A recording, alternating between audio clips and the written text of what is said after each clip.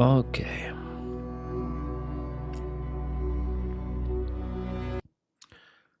Hello, my friends, and welcome. My name is Denys, and this is the latest update from Ukraine. I'm getting crazy with my channel.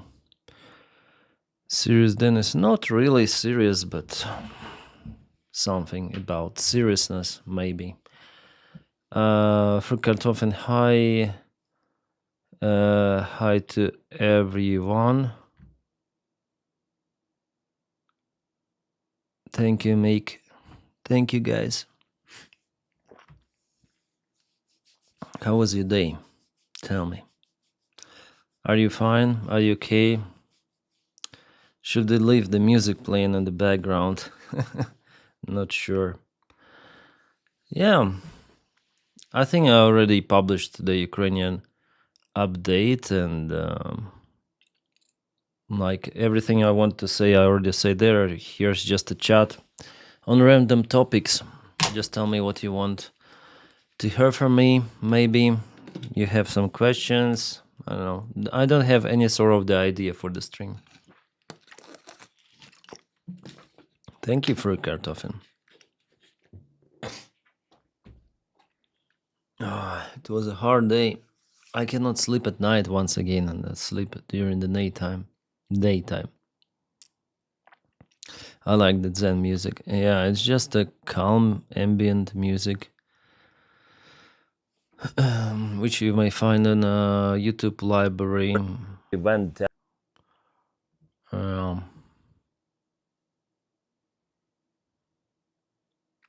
I think I'm gonna play Ark Raiders a little later, but also on the stream. Solo Ark Raider, maybe gonna play solo, not in a group, but solo. I have cold. Oh, hope you're gonna get better soon. You should play the thief. The thief. The thief? I'm not sure.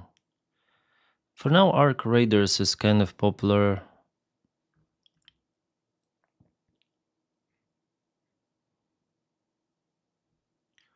I think I'm gonna go to what? To the X platform. Maybe some news there are.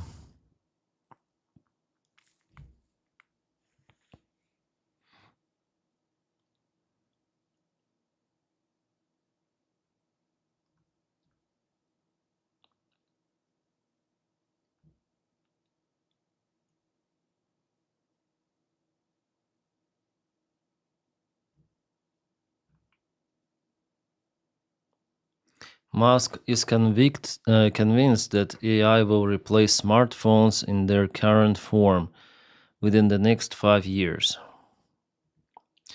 In his view, the phone of the future will have neither an operating system nor apps.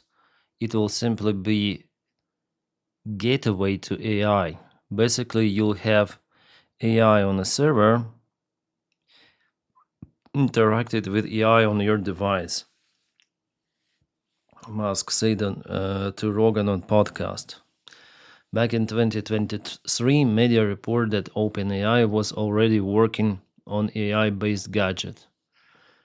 The type of the device was not disclosed, but many assumed it would be a smartphone. So what he says is that this thing will be just a display and some of the audio stuff, some of the speakers, maybe cameras, but the rest, like no operational system, nothing. And it's gonna communicate via, have the access to internet, communicate via this device. You're gonna communicate via this device with a server somewhere, and it will generate all of the images, everything here using AI. Without any sort of the freaking interface. I mean, operational system, iOS or Android. Kind of interesting, but I don't think it's possible within the next 5 years, as Elon Musk says. And what is AI? They call AI absolutely everything now. AI, AI, AI, AI, AI, AI, AI. But what is AI? Like for me, AI is something that can autonomously take the decisions. Is there something like that in real life? No, even close. What we have, those data link connections matrix called how you call it? It's actually not AI. What we call AI. Нейромережі, so how to call it in English? Some sort of the network, yeah, like a blockchain technology, also kind of similar. So you basically go to the server and you have the access to this database somewhere, and here you go.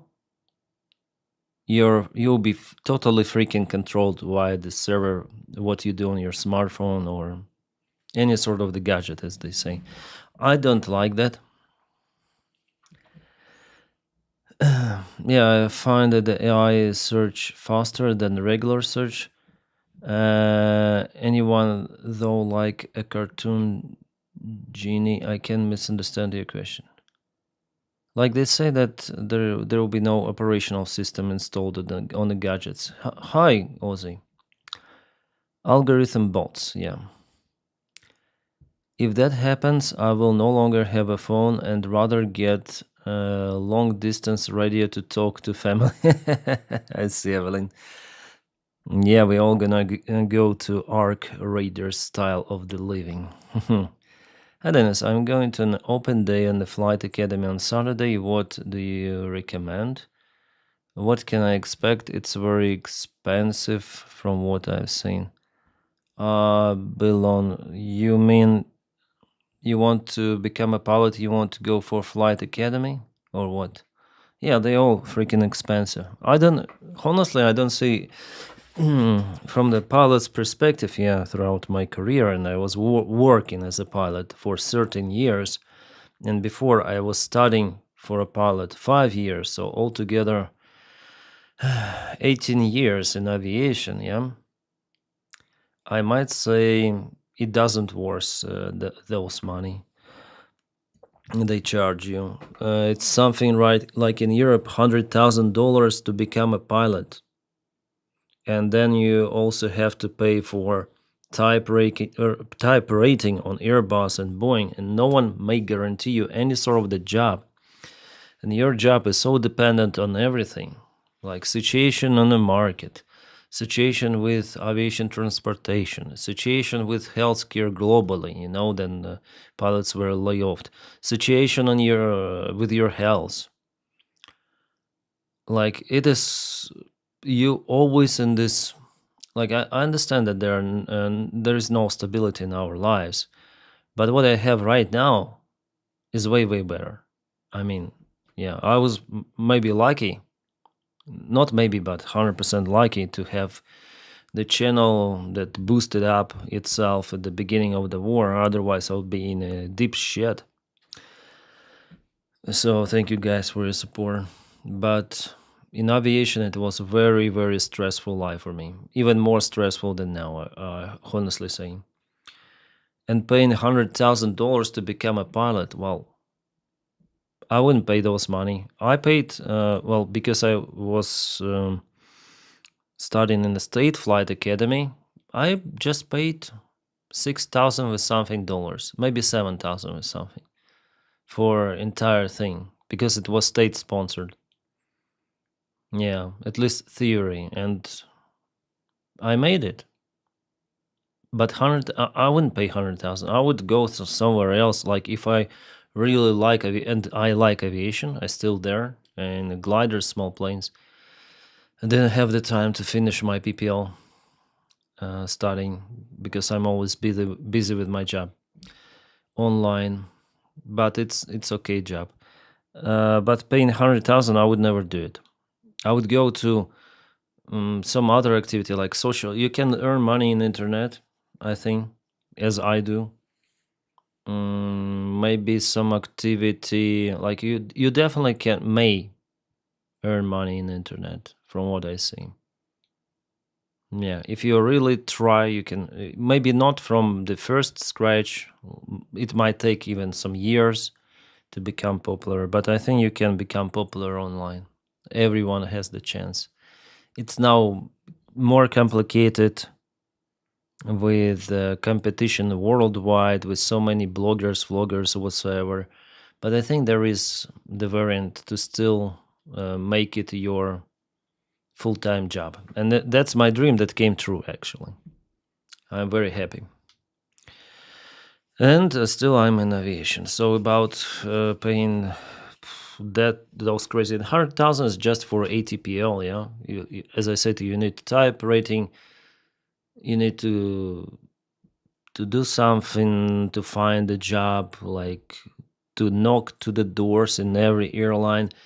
And even if you have the license in some of the country, like for example United States of America, it doesn't mean that you can fly in Europe. You have to pass local exams.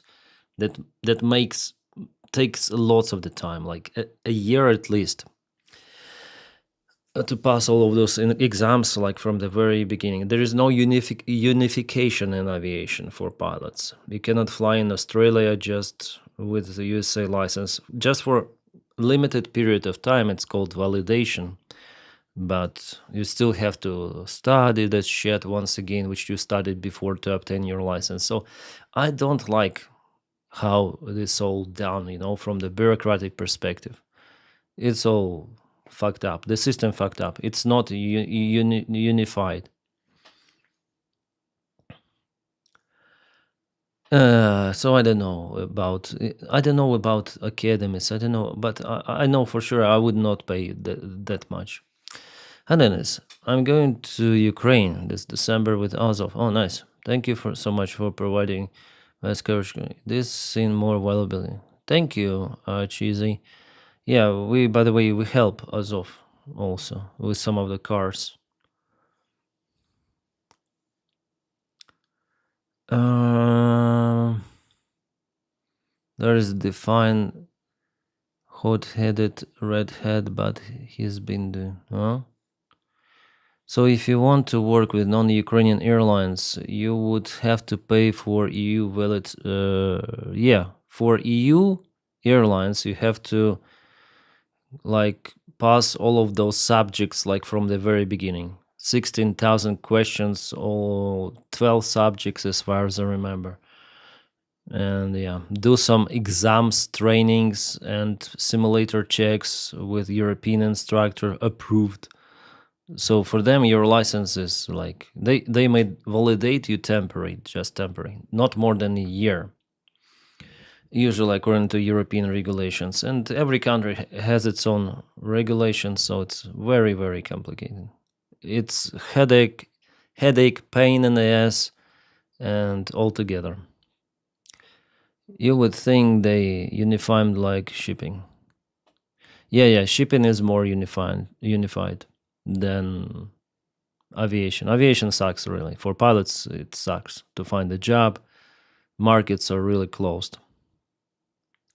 There are not that many opportunities now.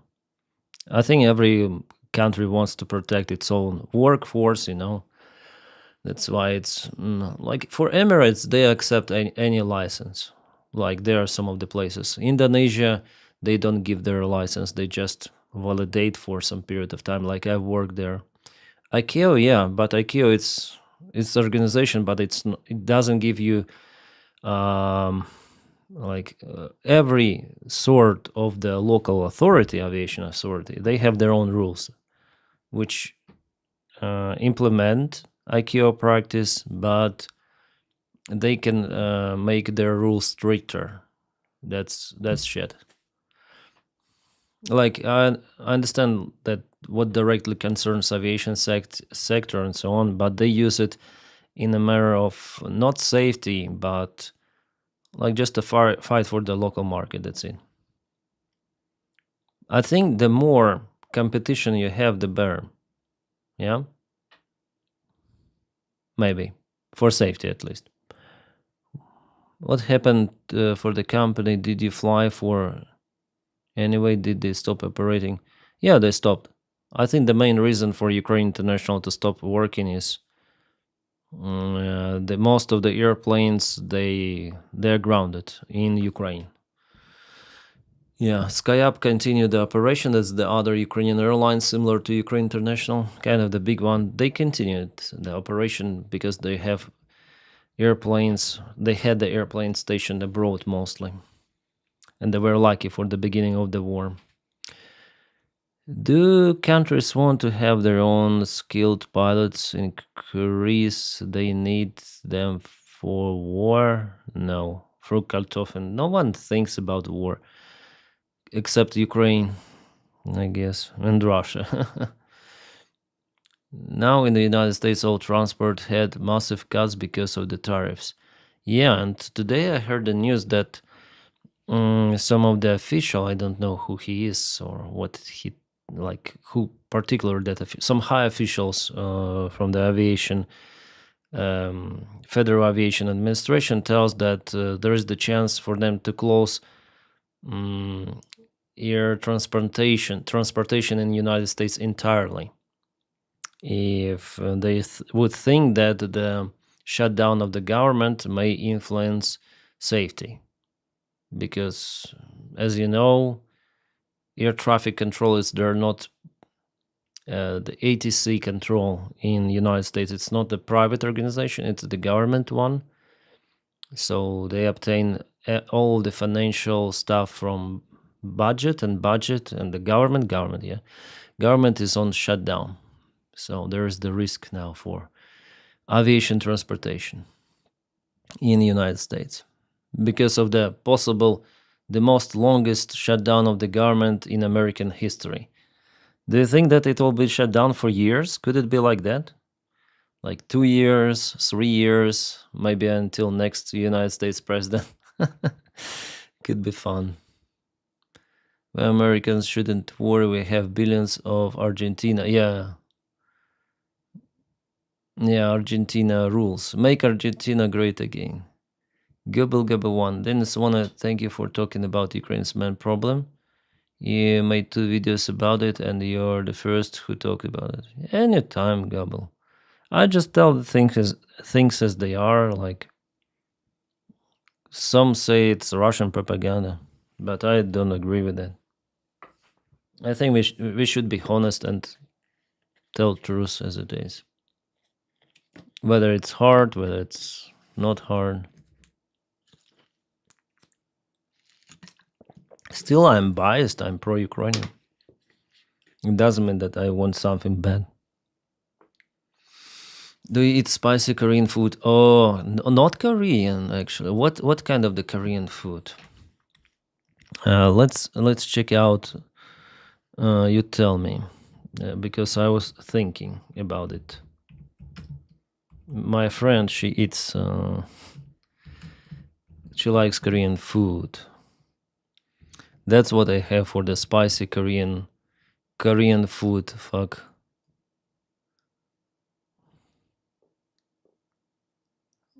Can I have maybe some images? Okay, it's called spicy Korean food. Yeah, looks interesting. What is this chick? This is too much. Maybe teriyaki. This looks like lasagna. I don't know. Maybe just Korean food without spicy. It looks like sushi. Like this one, I think it's okay. Yeah, something like this. Egg, some vegetables, mushrooms. Yeah, this one is also okay. Yeah, I like this stuff. Yeah, that looks nice. I want to eat now. Yeah, I see this platter. Oh my god, jeez. Yeah.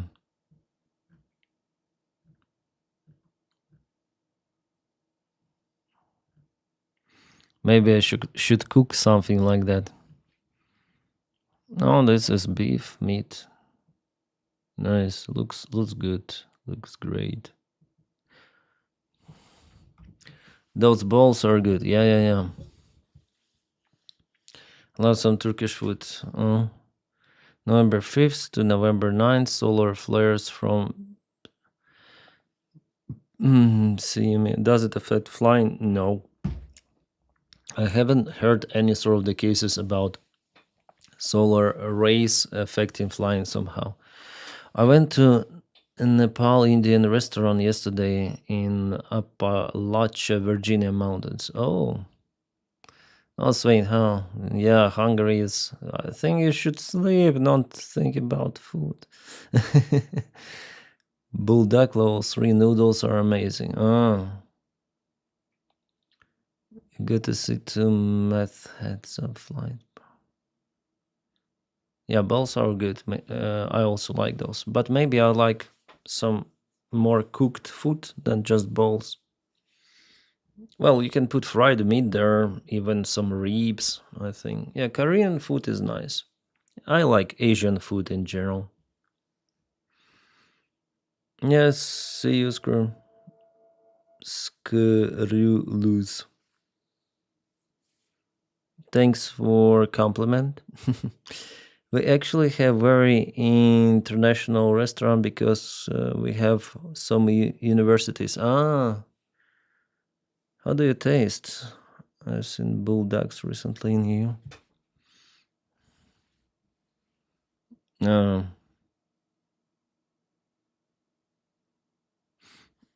how many people watching my stream? Maybe it's not that interesting. No, usually it's less. Like 71 people, it's okay, it's fine. Rarely we hit like 100 viewers. Oh, one more freaking hit on Xtova. That's the facility. That's the same facility that is making some sort of the shells for Russia. Now we have it here. Yeah, Xtova burns again. Before there were 11 of the employees kaputted. Should they? Did they go for work once again? Let's read the question, please. If you be so kind, ask above. I need to scroll. Tomorrow there will be going further. I might likely.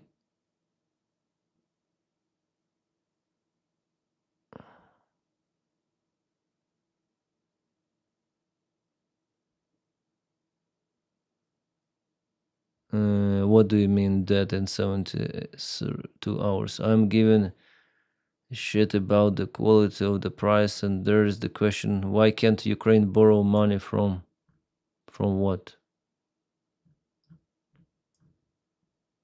I don't understand. More soup, yeah. Hi to Michigan. Gurkha army base. It's like somewhere in Russia. Kstovo, it's far away. Those 2 euros in Finland.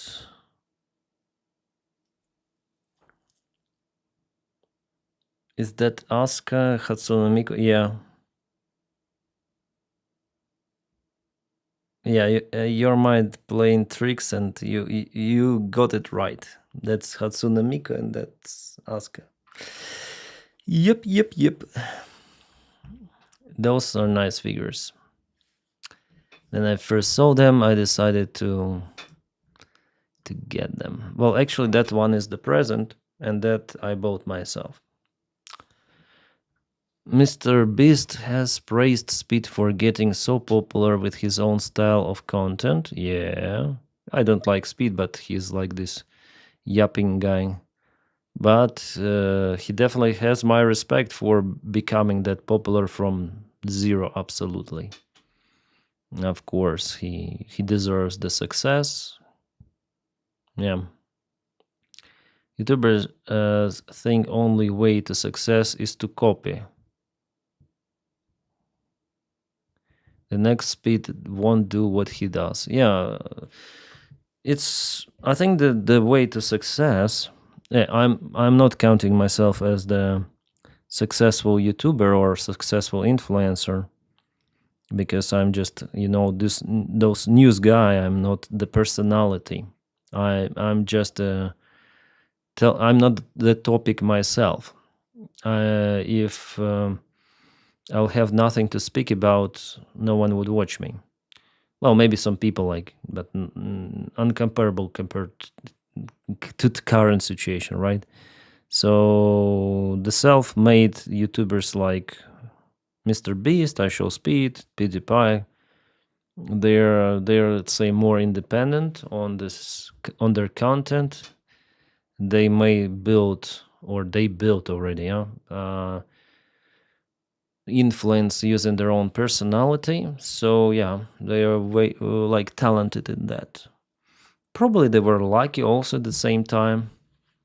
At some point, I read some of the stories like Mr. Beast became popular from the video where he gave the money for the first time to some sort of the hobo, and he started to convert it even more, upscaling it to 10,000. Like, he was kind of that guy that would like to give to make the video profitable. And Aisha Speed, I think he was posting some stuff on TikTok, and one of his TikTok videos became popular for Ronaldo meme, and that's how people knew about him. So you never know. And he was streaming, I guess this Aisha Speed was streaming for 2 years on Twitch with average of two followers, 2 viewers for the stream. Just imagine how many of streamers doing the stuff now. Like, they're streaming for hours, for 1 viewer, for 2 viewers, and it is ongoing for years and years. Yeah. So with my views here on YouTube, Trash Channel, 80 views, and I don't know how many views we have on Twitch. I think I have not so many, but still I'm very proud that I have at least 11 viewers. That's better than nothing. Better than 2. I'm on a good pace. That's very, very, very hard to grow on Twitch. On YouTube it's easier. And that's why on Twitch, obviously it's better to post your stream cuts somewhere on TikTok or something. Yeah, Instagram is also okay, but Instagram, I don't know. Speaking about TikTok, I'll usually watch some of the this guy is nice. He's the Ukrainian historian, and he speaks on chat roulette. It's like Omelja with Russians, and Russians usually show how stupid they are. They don't know anything, like very stupid. But anyways, here I uploaded even yesterday's, like, oh my god, just 7 views, for Arc Raiders. Yeah, Arc Raiders are not that popular. Well, before, like this video, the first one, somehow it got 5,000 views on TikTok.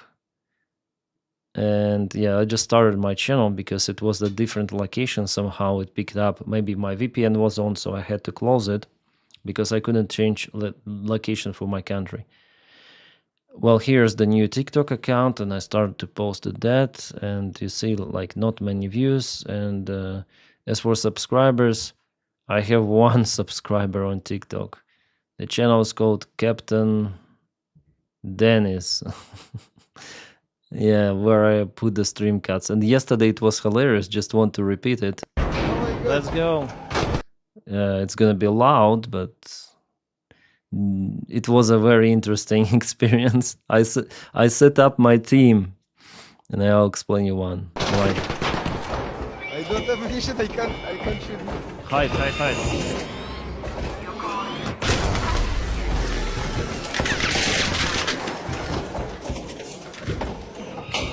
So I'm running from the robot. Like there is the cat. Okay, we are hiding. It's always like that. And there is the robot, it's been kaput. Well, from this distance you don't see that much, yeah? How to make it on a bigger screen? I don't know how to make it on a bigger screen.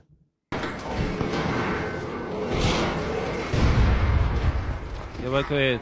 Let's go out. And there are some people, like our guy was there. He was running out, maybe from those guys.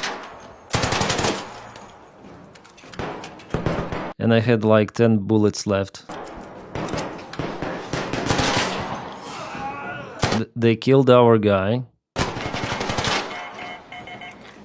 And my other like teammate was staying here with kind of the low health, and I decided to call the elevator. So to close everything and go down, because without the bullets, like it was 0 already. What can you do? Yeah, he's just lying. Maybe he will scroll. I don't know. So I called the elevator because there are enemies. No bullets, nothing. Damn it! 10 bullets left. Ah, yeah, 10 bullets left. And I'm calling now. I'm getting. I'm good. If you start to call it, you cannot stop, I guess.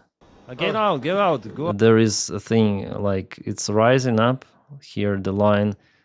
So then you press E, I call get out, like we are going down. Let's go. Let's go. And that guy was like going there to cure the guy, but they are enemies. I don't know why he left. We are returning. He's down. And of course I'm going back alone.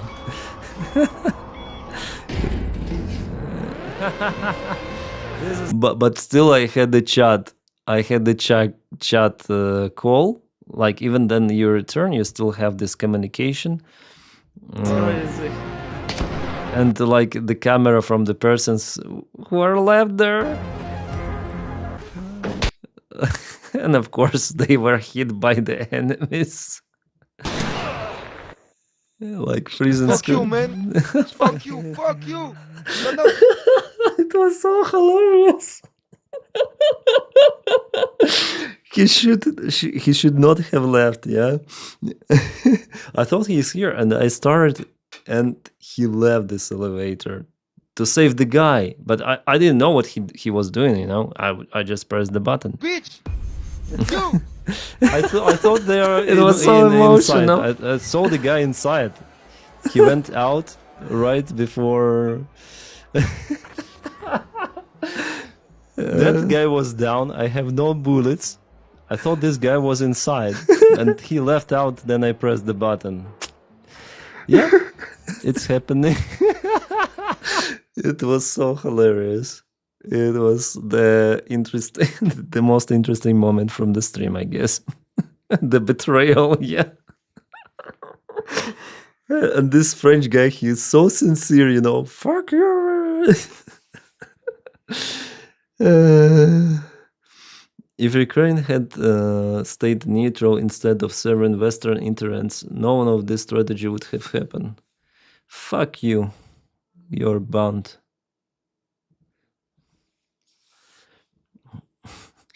German Diaz. You know those narratives spreading like Western interests, Ukraine. Fuck them all. There is nothing, like they want to explain what Russia is doing in Ukraine, all of those atrocities, war crimes, that, oh, it was a NATO expansion, oh, West was against Russia, poor Russia. So yeah, fuck them. Immediate ban. There was this guy who was always power levering in the game. He just said he was from Korea, and I were asked which one he'd be gone for 4 months, and then appear in my and DM me.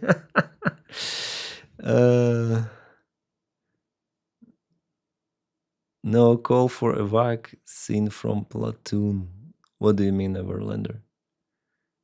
Yeah, NATO is the defense. Like, what countries did NATO occupy? NATO is not occupying the countries. People apply for the NATO membership. Recently, Sweden and Finland joined NATO. What Putin said? Nothing. Nothing. And NATO just, okay, we're gonna join our alliance. Luckily, everyone approved that. NATO is out there to protect from crazy Russia. And China, maybe. But none of those actually justify the specific nation. On NATO expansion, diplomatically, guess I need to go war with third party. Yeah, Ukraine is, if you're afraid of NATO, why you attack Ukraine? You actually cause NATO to expand in this case. And it expanded for Finland and Sweden. Putin was so worried about the time of the NATO missiles, which can fly to Moscow for minutes. But now he actually expanded the NATO border 2 times with the war in Ukraine. Changing my iPhone, can I ask for some tips? Because maybe I'm charging what?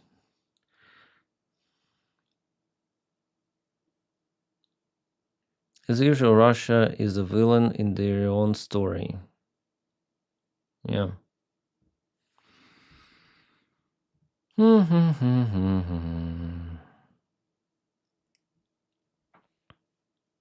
Expansion of NATO, LOL. Ask those Russian bots they ever asked the former Soviet bloc countries to join the NATO. NATO didn't invite anybody yet. The countries came knocking, begging to join. Yet, the Russian bots tried to explain that. Yeah. And tomorrow I'll have the interview with this Mario someone who is thinking the same. And I try to be I'll try to be polite, but I cannot guarantee that because he said oh, NATO expansion. I'll tell him what I think. I don't fucking care. Putin never gave the fuck about NATO. He has been wanting this war for decades. Yeah. Initially, the main reason why he started this war, the main goal, is the protection of so-called people of Donbass. Protection. They recognized those territories. They exited the Minsk agreements themselves officially. Ukraine didn't do it. They did it and attacked Ukraine.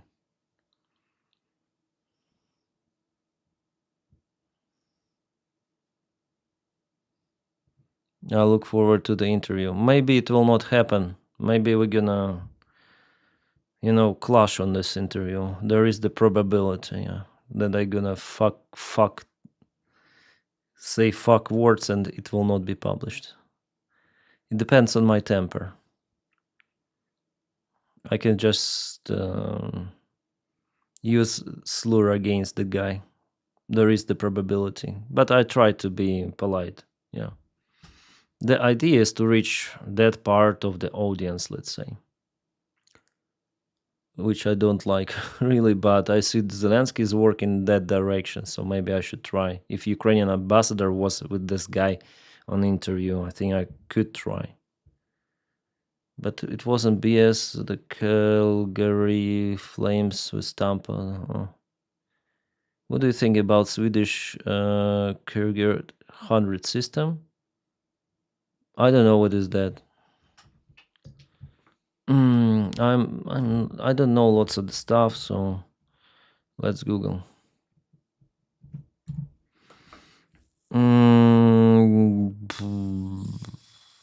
Kruger 100, some sort of the missile. Low-cost battery-powered drone interceptor platform developed by the company Nordic Air Defense. It uses software-driven hardware minimalist approach. Well, very similar to Ukrainian drone interceptors.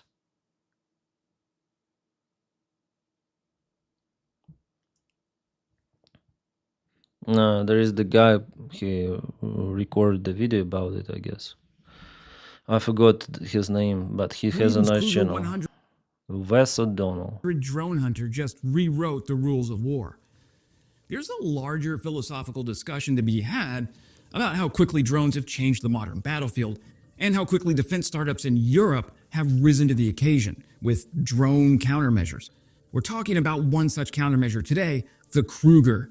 Thanks to Ukraine's ingenuity in 2022 and 2023, small drones are now part of every battlefield. Whether you're in Ukraine, Gaza, or the Red Sea, you're either flying drones or you're fending them off. Unfortunately, most current counter drone systems look like someone strapped a $500,000 worth of sensors to a laser pointer and hoped for the best. Enter yet another tech marvel from Sweden, the Kruger 100, a stripped down, software driven interceptor that's less F 35 and more IKEA flat pack missile. That's not an insult, that's the future. Hey friends, Wes here, and I'm excited to say that this video today is sponsored by Surfshark. More on them here in a little bit. But first, let's talk about this Kruger drone countermeasure system. Launched by Nordic. I really like his shield. That would fit my studio, actually, too. He has those kind of the colors, yeah, Ukrainian mostly colors. Well, I have just blue. He has also yellow, yeah, yellow and Ukrainian herb there, Ukrainian symbols. But yeah, a little bit similarities we see. Nice studio, by the way, and the shield is interesting. Air Defense, NAD, a Stockholm startup that clearly got tired of watching Europe buy defense tech from across the Atlantic. The Kruger 100 was designed from the ground up to be cheap, scalable, and fast to deploy. The fact that it's battery powered, manually launched, and guided by algorithms rather than expensive sensors makes it as disruptive as it is unassuming. And here's the kicker. It's already turning heads across Europe. This is where software eats the sky. Let's go inside the Kruger 100. What sets it apart isn't just what's inside, but what's missing. In the traditional world of air defense, interceptors come bloated with cost-heavy payloads, radar transceivers, laser rangefinders, gimbaled optics, and gyroscopic stabilization. Oh, and propulsion systems that look like they were ripped from Cold War cruise missiles. The Kruger 100 throws that model out the window and replaces it with a radical, minimalist architecture where the real brain power lives not in the hardware but in code. At the heart of this interceptor is a machine learning based flight control algorithm that adapts to environmental variables in real time. Wind, angle of attack. Okay, super pooper system, small things that fly from the box to intercept. Can I go with the Kruger here? Are there some real videos about its use?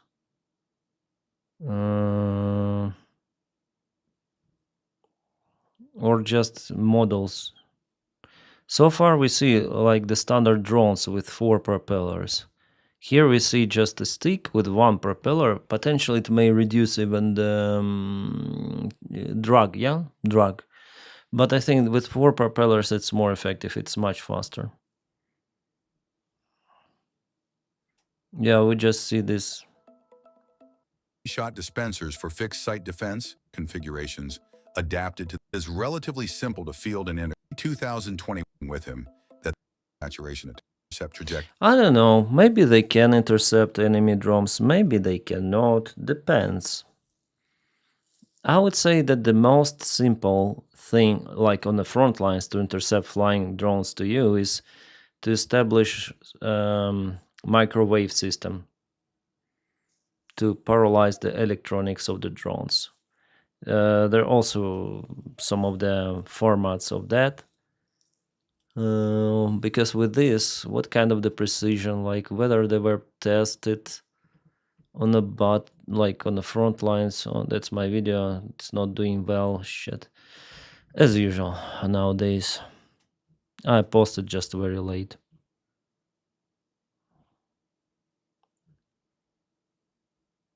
Kruger, Swedish Kruger. Air scenario. What the fuck? 10 views. Yeah, it's understandable. It's AI bullshit. No views. Military news. Channel with no views. Why? Because it's full AI. Even with text. In Yeah. the tense atmosphere of Europe's ongoing Who would watch that stuff? Why people even use the server space to download that shit? Without any normal voice, without any normal video.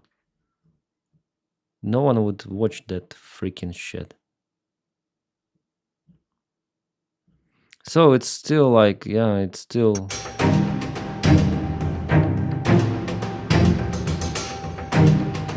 It's still graphic, some sort of the CGI, so...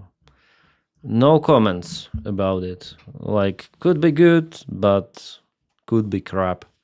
We'll see in real action. Ukraine already uses drone interceptors. They look differently, but it uses those. Some sort of the Kruger, Schmuger. Maybe it's done just for money, because those corporations, military corporations, they also would like to earn. Denys, do you know of Para Belgium's channel? She is a drone operator for Ukraine. No, let me check. Parabellums. Parabellum. Ukraine. Parabellum. The reasons of beginning the war in Ukraine is the issue in which Russia lies the most. We have been at war with Moscow for almost 1,000 years. 1,000. Moscovian people attacked our lands every century, literally every century. One of the main episodes recorded in the chronicles was in 1169, when Andrei Bogolyubsky won the battle and destroyed Kiev. I didn't go there that far, but yeah. For me, that kind of the history doesn't, like, some guys are looking to the history, yeah, some pro-Ukrainian guys, some pro-Russian guys, and they're looking to justify, oh, Moscovia was the empire before Kiev was the part of Rus or something. It doesn't matter. Ukraine is now independent state, recognized by every United Nations state and by Russia itself. By the way, there is the separate agreement of the recognition of Ukrainian borders, which Russia violated. So what is happening now is important. History, bistory, it's all like, doesn't really freaking matter. But her channel could be interesting. Like, what is happening in this war is the Russians are trying to justify this war so much that they're looking through historical parallels. It's just a remark. I know that Ukraine and Russia, they're different. Like, there were conflicts for years and years, maybe even centuries. How much United States pay Russia? Putin satisfied. What happened to Ukraine? What? Putin said that the USA buys uranium from Russia and that Russia is the second largest supplier of uranium to the US. He emphasized that last year the US paid Russia $800 million for uranium, and for 2025 the estimated amount will be $1 billion. And there is also cooperation in the other areas. Did Putin get scared of the sanctions enough to stop the war? No. He was only a bit upset that he couldn't maintain the status quo longer. Okay, so I understand her channel. Yeah, I'll subscribe, why not?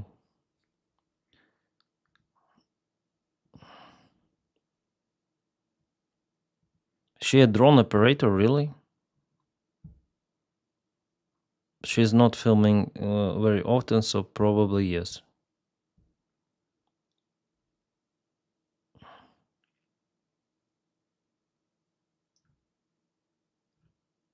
No, not many videos at all. Yeah. I think not just the United States are purchasing uranium or something. Also, European countries are purchasing some stuff. Just recently, there were some strange explosions in European countries which are connected to Russian oil infrastructure. This woman is pro-Ukrainian. Yeah, she's Ukrainian, pro-Ukrainian, and she's serving as a drone operator. Allegedly, I'm not sure. Hi, my name is Valentina. I am a drone pilot, a Ukrainian volunteer. I study political science at the Faculty of Philosophy. This channel is about political analysis, war, and world events. That's it. Dennis, what will you do with the channel then the war ends? I don't know, Roman. We'll see. Sell it to someone, to crypto scammers. Her voice and accent drives me crazy. Yeah, sometimes it might happen. Imagine if they tried to turn St. Petersburg into the international destination, like.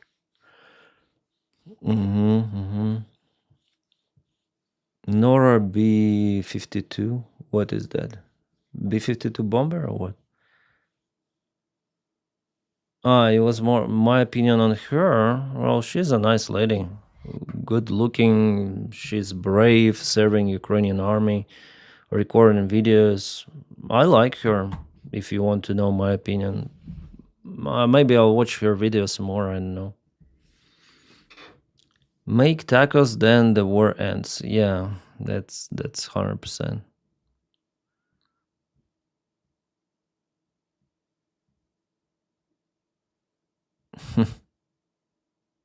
Hotweiser. I don't know. I don't know lots of this stuff. You're almost 40, so what is like growing up before, during, and after collapse of USSR? Well, before I didn't grow up. I was 4, then Soviet Union collapsed. But after collapse, it was very difficult. Well, for my family, it was more or less okay because then I was 3. My parents, then I was 6. My parents found stable job in aviation, in private. Oh no, it was also the government airline. After the Aeroflot collapse, they still found a job and it was stable for me. But other people, they struggle with no job, and economy stagnation, and so on. Putin, by the way, recalls those times all the time. Oh, I have recommendations this week with whom I will have the interview on YouTube. I have recommendations of him.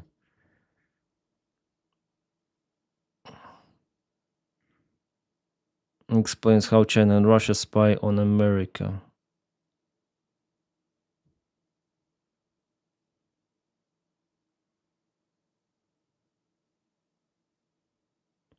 John Kiyakov on Israel. The same guy. Official child predator who escaped to Israel. Wow. So many. Yeah, this is Ukrainian ambassador. This is pro-Russian fucker. Scott Ritter. Fuck. And this is again Ukrainian ambassador. I think I will make just one interview, if not more, because this guy interviews some strange people. So you said something a moment ago that's true. 99% of people who spy for a foreign country are doing it for the money, and the money can be quite significant. A small handful of people will do it for ideology, just because, if they're spying for the Chinese, they love Chinese communism, right? Or they're doing it for the Russians. John, they have to legally. I found that out as well. Legally, if you're a Chinese or Russian citizen and the intelligence services of those countries request you to comply, you legally have to, or you face jail time. That is You are right. mental. That Yeah, is that's insane. nuts. Hmm. That's So nuts. essentially, And you you, cannot trust any Russian or Chinese person in the US. Oh, here is a good rhetorics actually. You cannot trust. He's not a pilot drunk drummer. Constant reader fucking person, yeah. So here he if according to the Russian law, I don't know where they get it, but if according to the Russian goal, every Russian should be a spy, or otherwise they will serve the term in prison. So potentially, all Russians are spies potentially.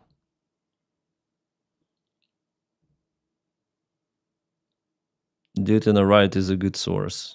Yeah, here he laughs, but I think he agrees. Dennis, I had heard that there were 3 military pipelines destroyed outside of Moscow. What do you mean military pipelines? What do you mean? Military pipe. What are the military pipelines? you have to assume the worst. And then I'll tell you another thing. About 6 months ago, the New York Police Department of all organizations cracked this Chinese band of people where they had an office in Soho area. in the Soho area of Manhattan near Chinatown. But these were apparently, or what appeared to be, private Chinese citizens. They weren't government officials. They weren't intelligence officers. They were just private Chinese citizens going to Chinese dissidents and saying things like, hey, shut your mouth, or I'm going to break your father's ribs when I get back to China, and I'm going to rape your mother. And eventually, some of these his eyes were like, what the hell? Dissidents went to the NYPD and said, hey, this has to be Chinese intelligence or whatever. It turned out to be a group of illegals, which is what we call Russian sleeper cells, right? They come to the United States. They get green cards in many cases. They get normal jobs. Maybe you're working in a bookstore, or you work in a garage, or you work at Macy's. And at night, you go out and threaten people on behalf of the Chinese intelligence service. That's called an illegal. We call them NOCs, non-official cover. So you are working for whatever country's intelligence service, but you do not have diplomatic cover. So in that case, if you're arrested, you're fucked. You're on your own. Yes. You're going to go on trial and you're going to go to prison. But then what usually happens is the Russian government or the Chinese government or whatever the country happens to be will very discreetly come and say, all right, you caught us. We admit this was illegal. How about if we make a trade? We'll give you some of your people and you give us some of our people. And that's how everybody ends up going home. The Russians and the Chinese, I'll point out, the Russians and the Chinese are the two countries that do that the most regularly. You remember the story with this exchange of the Russian arms baron? I don't know. I don't remember his name. Fuck. I forgot the name of the guy. I remember. Yeah. It was the exchange for the basketball player and so on. And Trump say it was a Joe Biden presidency back then. It was 2024, and Trump called it a silly move. This exchange. What's the name of this guy? Butov, I think. Butov. Yeah. Crazy that Russia got him back. Would be funny if USA just gave those prisoners to Ukraine. Yes. But this guy, he has those kind of speakers. He really says that Russia has their so he has different pro-Russian speakers and those kind of the sane guys who tell the real situation with Russian spies in the United States. So my team messaged me now. They said, and I'm not sure if they're right. So I asked people to fact check it. They said that China's pretty strict on this. So legally, you face 4 years or 6 years of jail. That's what I read earlier. Russia is not as strict and makes it seem more consensual or more cooperative. I'm not sure about this. I'll have them fact check it because I read something different today. But I was mainly focusing on China because this is what worries me. Obviously, these are the two big superpowers. We've talked about it before. How deep does it go? Because there was that story a few years ago. There was that lady, the Maria Butina. She was exactly, Butina. She's now back in Russia. I didn't know she was back in Russia, but she befriended a lot of US politicians. Yeah, exactly. So what's the story? So she befriended a few US politicians. She even managed to ask Trump a question in 2015, a pre-scripted question about Russia. So she got as close as Trump. She's got a picture, I think, with Don Jr., if I remember correctly. And she tried to befriend different politicians and people with influence by she said, this is the exact quote: "I can offer sex in exchange for a position within special interest organizations." That's crazy. Do you know the best cover for a sleeping spy? A taxi driver. Yeah, they know everything, all the stories. Victor Boot. Yeah, Victor Boot. That's the guy.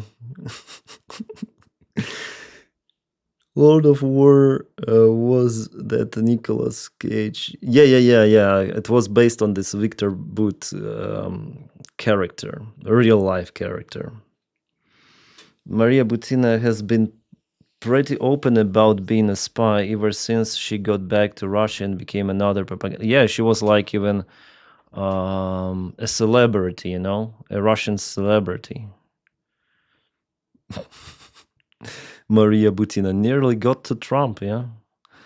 Nearly got. And there is the guy. What's the name of this? I also forget. The chief of, not the chief of staff of the White House, but the guy who is also helping Donny. Fuck, I forgot the name. I read the article about him that he immigrated from Soviet Union to Malta and from Malta to United States. And there he became rich. He started to cooperate, to work for Republican Party, raising money, you know, those donations and everything. And he is now in the White House, choosing whom to appoint sometimes. So yeah, also people say that he could be a Russian spy. So how many more Maria Butinas do you think there is, and who do you think is winning spycraft right now, China or the US? I would say China. China's winning. There are probably hundreds of sleepers in the US. The Russians have been doing this for 100 years. Where I live in Arlington, Virginia, in the United States, and the last time the FBI disrupted a group of Russian sleepers, many of them lived in Arlington, Virginia, walking distance from my house. And one of them, you know, worked in a bookstore. One of them was married to an American guy who had no idea that he was married to a Russian deep cover KGB officer. Crazy. No idea. There's a television series that it's not on anymore, The Americans. It was on Netflix. It was wildly successful. And it's about that. It's about Russian sleepers who not only live among us in American society and culture, but their children are born in the United States, are American citizens. And then when they turn 17 or 18, the parents pull them aside and say, listen, things aren't as they seem. We're actually KGB. Fuck, this is dark. This is deep. Oh, Jesus Christ. Denys, that guy is now ambassador to India, not with White House anymore. I see. I forgot, like, actually the name of the guy. Fuck. But he was moved out, yeah? Because there was some of the legacy media articles published about him. So maybe White House started to worry, and they sent him to as an ambassador. This season was good. The American TV shows mentioned, yeah. Et cetera, et cetera. And we're going to send you back to Moscow for training. They want them so that they speak without For training? accents. People just assume they're Americans, and they can infiltrate different parts of society, especially in a place like Washington, where everybody has something to do with the government. Either you work for the government, or you work for a company that does business with the government, or some associated organization, a think tank, the court system, whatever. And they spread out all across the country, and they wait to be activated. So what happens is when they first get to the United States, they come with very discrete communications systems. For example, they will buy a dresser for the bedroom, and you take out one of the drawers in this strange way, and there's a little hook at the back, and you activate the hook, and there's a radio back there, and the radio will transmit your reports. Sounds a little like conspiracy. Yeah, too much. I know about like spy movies, but yeah, could it be like in real life, or what he's saying? I don't know. Who is this guy? Ex-CIA officer. So maybe he knows what he's saying about it. I don't know. Back to Moscow or back to Beijing. And that's how you communicate. In the event of an emergency, there's a handler that you can trigger an emergency meeting with, and the handler, you call the handler and you say, "Hi, is this the pizza place? I want a large pizza with sausage." That means meet me at midnight tomorrow at the park in Vienna, Virginia. And so then you can do the in-person meeting. The Chinese, though, are better at this than we are. Maybe right now he's correct. Maybe China and Russia, they mastered it. And maybe Russian spies are no longer Russian spies, but they're working for China, because Russia is very dependent on China. So Russian spies may serve some purposes for even China. After all, Russians, and they have like very old school of spies. Indeed, they were very successful during the Cold War, even though many of them were uncovered, but still they were very powerful. So maybe China might use this old school stuff of Russia to work for them, saying, okay, we're going to purchase your oil. Okay, we're going to work with not Lukoil or Rosneft. Let's do it via different companies. But, we still have risks of the secondary sanctions. But we need this technology from the United States. So activate your spies for us to get it. Or activate your spies for us to get the compromise on this or that politician, or maybe senator, I don't know. So that is how it works, maybe. There is undercover game. I am sure that it is ongoing, and since Russia is very dependent on China in the military and economically, they may work for China. Russia may work with their spies for China. Especially then Russians are white. They definitely have families in the United States. They married. They have kids, as the guys say. Definitely, they're more into this White House community. Yeah. So yeah, could be like that. How many? So going back to that initial story, the honeypots, Chinese honeypots in Silicon Valley. How many tech executives do you think that could have a girlfriend or even a wife right now? And I know you can't give a number, but do you think it's that how worried should we be that there's some of them right now that are married or in love with a spy? Because that report came in again, female spies, creating honeypot traps. They're Chinese and Russian ones, sending attractive women. So China and Russia sending attractive women that even marry tech leaders and steal secrets. And that includes secrets about satellites, missiles, defense, surveillance, and obviously AI. Yes. That seems pretty, and not pretty just extraordinary. Not just tech executives. We had a member of Congress from California who was the victim of a honeypot. What, 4 years ago? Is it really happening? They're discussing the real news about it?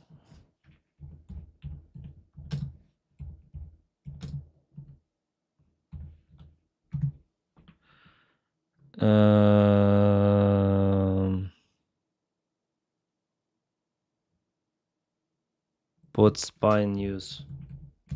Because I also read about it. New York Post, we have the article. Shit, advertisement. Sorry, guys. Russian honeypot reveals how Putin's sex spies seduce Silicon Valley nerds to learn secrets. Yeah, October 2025, a new article. A former Russian sex espionage trainee is warning Silicon Valley that foreign operatives are using romance scams and manufactured intimacy to pry loose trade secrets. Oh my God. And she is laying out red flags, she says engineers and tech executives should spot before they get burned. Ooh. Alia Rosa, a former Russian sex spy who defected from her native country after she fell in love with a intelligence target. Oh my God. This is the romance, spy romance, like detective, yeah, spy novel. Told the Post in exclusive interview that she was trained by authorities to seduce and manipulate her targets, and that she started studying the tactics as a teenager. Fuck. She says sex spies followed a sincere playbook designed to break down defenses before target even realized they're being hunted. Yeah, that she looked like a... Okay, maybe then she was younger. Espionage, but nobody really knows that there's special programs not only in Russia, but also in Ukraine and Belarus, in Israel as well, in China, of course. And there are special programs existing even now. And your article is the proof that it still does exist. It's still here. And especially in Silicon Valley, where men are so easily, they're easily targeted because they're very nerdish, kind of like maybe they're genius in IT and technology, but definitely not in dating.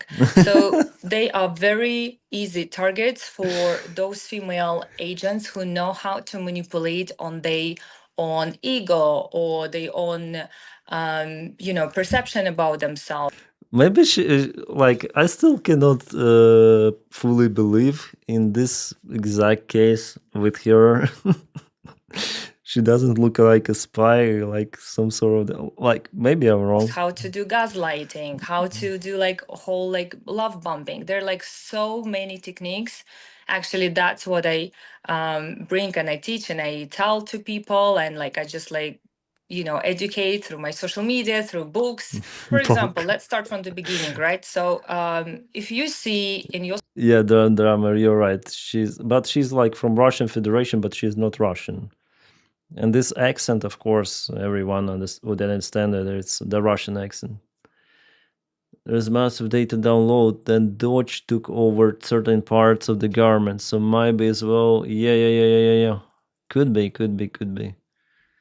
Chinese Black Widow. Yeah, George.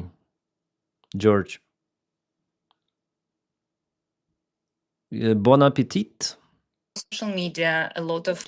Yeah, it's funny, but let's continue with this one. He had no idea that his girlfriend was a Chinese intelligence officer. And he's a member of Congress, for God's sake, who has jurisdiction over these tech issues on Capitol Hill. So, we have to assume that there are probably, a few dozen women out there having sex with tech nerds, just hoping to ingratiate themselves. And the tech nerds are probably thinking, God, how did I get such a beautiful woman? Oh my God, I'm a lucky guy. I never thought. Yeah. Could it be? Yeah, I believe it could be. I think it could be like that.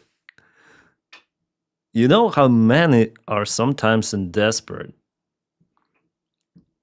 about some specific girl or the girls in general. Wow. Could be really addictive. Nature. I could get a woman so beautiful. Well, guess what? You didn't. She targeted you, and she's downloading your computer when you are in the shower or when you go to work in the morning. and sending it But to John, what China. about with all the technology that's available today? And I was just listening to quotes by Larry Ellison about how citizens will be he said the following quote: "Citizens will be on their best behavior because Mhm. we'll be constantly recording and reporting everything that's going on." Talking about AI and the developments there, and obviously we've seen what Palantir is able to do now. What is happening to spycraft now with AI and with the mass surveillance that we're seeing? Because I know that the CIA, Wow. you've talked about it. The CIA, I've disconnected my TV after you said that, and I've got the Faraday cages all over my house. But I've kind of given up, to be honest. So so first, the CIA can essentially hack to any CIA and other forms and other intelligence organizations could hack to your phone, your laptop, your TV, and be able to listen to you, your cameras, etc. So first, maybe talk about spycraft with the AI, with surveillance, and then we can talk about ways that people could avoid being surveyed. That's another fascinating question. That's what Elon said, yeah? We spoke about it before. So your phone will be connected to some of the AI server, and what you see on the screen is just AI. No any operational system, no iOS, no Android, just the projection of the service of the server straight to your iPhone through internet server. So all of your data will be placed somewhere. I do not agree on that. Well, now with clouds, iCloud, you put it voluntarily, yeah, but I removed this function, so I store everything on my phone. In this case, it's gonna be easier, like for those spies, if they work with guys who do some IT stuff there for those servers to obtain any sort of the information. So there is a huge risk for your information to be not a secret any longer. Not just your, like everyone's information, like what they might know about me, nothing basically, but this information could be used for specific people, blackmail, maybe gaining some money, access to the bank accounts, and so on. Question that interests me personally. This is a tough question. Ed Snowden told us in the summer of 2013 that this was happening and that Americans had no idea that it was happening and that we should be trying to protect ourselves and to protect our information. Ed Snowden told us in 2013, for example, that NSA could routinely hack into your laptop, turn your camera on, and just watch what you're doing in the room. And the camera doesn't light up, right? It doesn't, there's no little green light up there when NSA is doing it. And they can just watch you do it. And the reason that he said this is because there were NSA officers activating their ex-girlfriend's cameras and just watching them, take their clothes off, come out of the shower, having sex with their new boyfriends, whatever. It's illegal to do that. So he tells sometimes some strange stuff, this CIA guy. He's like not too much credible, but yeah, judging on what he says. But it exposed the technology. So it's more than 10-year-old technology. You know how quickly technology develops. You're a tech entrepreneur. In 2017, thanks to Joshua Schulte. What do you mean, Nisam? I have an extra roof above my head inside my house to keep the dust out. I believe Kim considering hackers can do it. Yeah. A former CIA software engineer who apparently released or was convicted of releasing what are now known as the Vault 7 documents. He showed us how much farther the CIA had gone just between 2013 and 2017 in controlling the technology in our homes. Like you, I have to admit that I've kind of thrown my hands up and I give up. Yeah. If they really, I quote this book all the time, Mario. There's a book written by Dr. Harvey Silverglate, a professor of law at Harvard, called 3 Felonies a Day. and he says Th- that this we are is so, this is for Trump. 3 felonies a day. It's Trump's favorite book. so overregulated.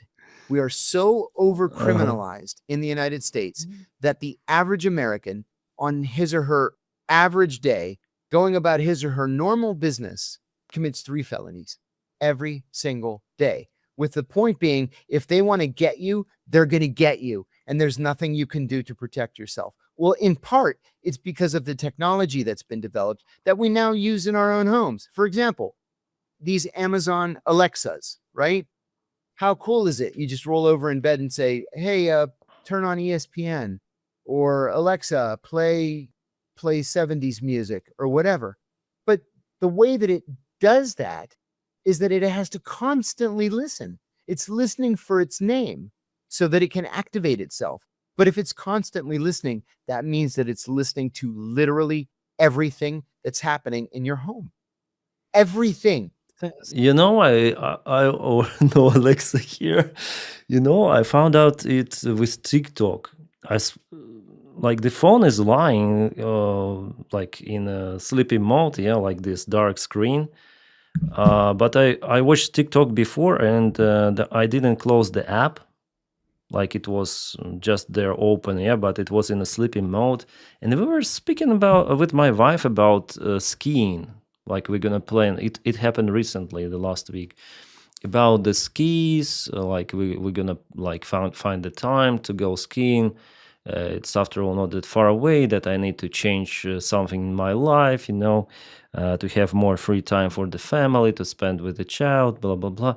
And I have exactly the same freaking recommendations with TikTok. Like the next time I open the application, it shows me ski resorts, everything connected to ski, some motivational videos to improve the lifestyle, something about taking care about children. Fuck it! Listen, I can 100% guarantee you, it listened to what we say there. I don't know even if you should not close the TikTok for that. Maybe it listens all the time. I don't know. This is shit. This is crazy. So with Alexa and this style, yeah, I would agree. Alexa is listening all the time. Yeah. Jeez. And it's not the first time I mentioned that on TikTok, especially. Same for your phone, Siri. Same for your phone, exactly. Yeah, you just say the name and it comes on. You just said it and mine came on. Exactly. you go. There Yeah. you go. Did your phone just go? So yeah, Females- this guy is not. I think he's not a scumbag. I mean, this Mario. I think after all, he just wants to be a popular guy. Yeah, and he meets with everyone and who likes to meet. Like, but he still propels those kind of the pro-Russian narratives with NATO or something. Yeah. This is the same guy here, by the way. Jen Kilo on Israel government official child predator who escaped to Israel. Could be interesting, maybe. One system will win. The truth about American democracy with Chinese. Oh, this is interesting. There's something else, Professor, I've been thinking a lot about recently, especially when we're seeing that polarization in the US, you know, especially after the Charlie Kirk assassination. I've been looking at democracies and they do seem, I love democracies. I've lived in one in Australia, but they do have weaknesses. They do have flaws. One of them is systemic flaws. They're being exploited in different ways. And another one is just they seem very inefficient. Now, what China's done as an authoritarian nation is that they've managed to focus on the long-term horizon, not worry about the press, not worry about opposition. They don't have any opposition. And, you know, I've been raised to believe this is not the right way to govern. But it's worked for them. Now, I'm trying to understand if this is a right way to govern, and democracy, which is relatively new, might have flaws, and authoritarianism might be advantageous in some ways. So I would love to get your thoughts on it and what you think of the Chinese model, And because there's not many other nations, large nations, that have achieved that level of success through. Well, interesting question. By the way, yeah, authoritarian regime, it has its own pluses and minuses. More minuses, by the way, because all of the authoritarian regimes, they cannot develop that much compared to democracies. And China was only successful because of Deng Xiaoping reforms, which softened the China authoritarianism, let's say, and allow the Western capital to flee the country, to flood it. That's why China is so successful now, not because of its authoritarianism, how to call it this fucking name, but because of the West. It is freaking simply profitable for this capitalismus system to produce the shit in China. That's it. They built the factories. It was at some point very cheap, and that's it. China became the most successful producer of electronics and clothes and everything. Everything is made in China. And this shitty microphone, this shitty screen, this shitty computer, this shitty lights. We made China that large. It's not because it's authoritarian and that made them successful. China was like, my wife has a sister, and she is married on Chinese. So the China guy, by the way, he's from Wuhan. Wuhan is the city where the coronavirus started. So that guy, but they live not in China, they lived in Ukraine. So that guy still remembers how he was starving, how his parents were starving. That happened in authoritarian China, and only because of the Deng Xiaoping reforms, China changed. China is not what it was before. My mother, in 90s, told me that how from Uzbekistan, they flown to China for humanitarian missions to help people because they were struggling. There was hunger. Now it's not like that any longer, just because China developed. And why it developed? Because of the West, because of democracy.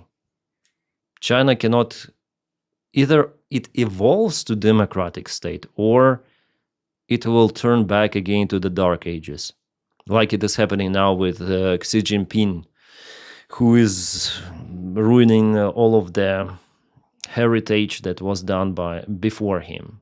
He is becoming really authoritarian leader. He canceled his predecessors completely. They were dismissed. Some of them jailed. Some of them tortured and killed. And he also canceled the system. Like before, the secretary or president of Chinese Republic was elected. Republic or what? China. President of China was elected just for 2 terms. Now he was elected for the 3rd one. And he will be there forever. Remember how they were speaking about Putin, about the age. He says in 70 you can still feel like you're very young. It was a hot mic accident. So in democracy, you have those institutions that gives you the liberty to think widely, to compete, to move on a free market. If we speak about autocracies, everything is so much regulated, like in the Soviet Union, right? Everything is so much regulated. And why in the Soviet Union everything was so crappy compared to United States? Because in the United States, there's the private business, those small corporations, big corporations, but they compete between each other for the better service, for the better product. In Soviet Union, we make car. We don't care what the car is. It should be a car. And Soviet Union made the most ugly cars because there was no competition. Military they made very good because there was the competition between them and Americans for world influence. They invested lots of the stuff there. Also in the spies in America to get access to technologies, weapons. Why in the Soviet Union technologies are not so developed? Because they are autocracy. They cannot develop that stuff. Only America could, or Western civilization. That's why China still cannot do those nanotech processors or something like very, very high tech. Still, they cannot do. They copy paste. That's they're brilliant in. But to come out with something new, no. It is in Silicon Valley. It is in the institutions, universities of Europe. It is in Singapore. It is in Taiwan. By the way, the same China people, yeah, in Taiwan or mainland China, the same Chinese people, but they're very freaking different in their mindset, in their how they think. In Japan, also people they think differently. They live in different reality. So China cannot produce that stuff. Still. I think this is my fantasy flying now. But let's see what he says. That level, through that way of governing. Well, so there's a I think what you said is I agree with some of it. I think that it's important to make a distinction between democracy as ideally constructed and democracy that is currently being implemented. And I'm not as familiar with Australia, but I'm reasonably familiar with the United States. I think there's no question that the United States has a very flawed political system. But if we look at this issue deeply, it is flawed precisely in those areas where the US system is most autocratic. Look at the dysfunctions of the US government, where the dysfunctions are. The Senate, right? The gerrymandering. Is gerrymandering democratic in any sort of reasonable description of a democracy, right? Gerrymandering is designed. Maybe I in my explanation I think democracy and capitalism. I think I put those meanings together a little, but in a way they are connected. Yeah. Well, in democratic society you have regulations, you have jurisdiction, you have freedom of press, you have all of those institutions that work to make the main thing for you to be free as the individual if you want to produce something or if you want to create something. Yeah. Or somehow to propel your society for better, evolve your society. And for every individual, it's important. But in autocracy, you cannot do it. Yeah. That's the main thing. I don't know what this guy is saying. He's very slow. Let's make him faster. Let's expedite some adrenaline. 1.75 should be okay. To shape the electoral district so that to reduce the power of certain electorate. The Senate has 100 senators. Each state has 2 senators. Whether you are California or whether you are Wyoming, is electoral college democratic? Electoral college is deeply anti-democratic. It gives 7 times more voting power to people who live in Wyoming as compared with people who live in California. The simple, this is not the only definition, but the simple definition of democracy is that. Yeah, it's kind of a strange situation with, in the United States, elections are, as for me, they're strange. I agree with that, at least, yeah. I think presidents should be elected by popular vote, not by states, absolutely. But it is working for them for ages and ages and ages. So they could, probably it is working until Donald Trump. Kind of majority voice, majority votes should be more important in certain domains than the minority voices and minority views? Because I understand probably why this system is out there, because United States are, after all, states. They're like those small countries with own legislations. Yeah, they're a federal government, but still, lots of the legislation is happening within governors. So, yeah, that's why maybe some states have more influence, some less. I don't know. Maybe depends on how many people live there also. But yeah, if we take the popular vote, maybe California would influence elections even more, for example, yeah? If we take California, and they have just several of the votes, those big votes, but still they have limited amount of the votes, not to influence the general elections in the United States, because this is kind of the populated state. The same goes for New York, like those big cities.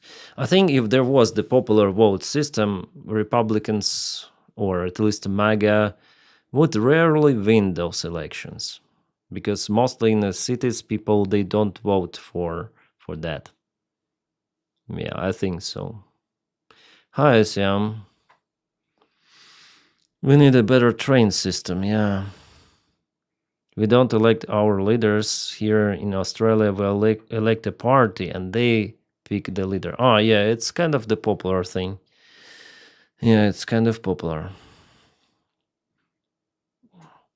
The electoral college system existed because it would take months to count all the votes years ago. I see.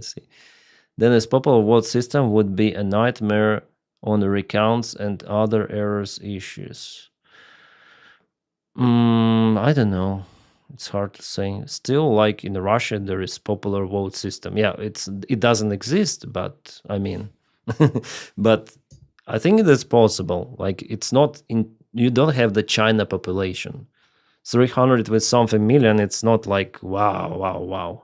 Yeah, it's big number, but still you can calculate it, I think. Remember how there were elections between, who was there? Albert Gore and George Bush Jr., how they calculated everything manually in some of the states. I'm sorry.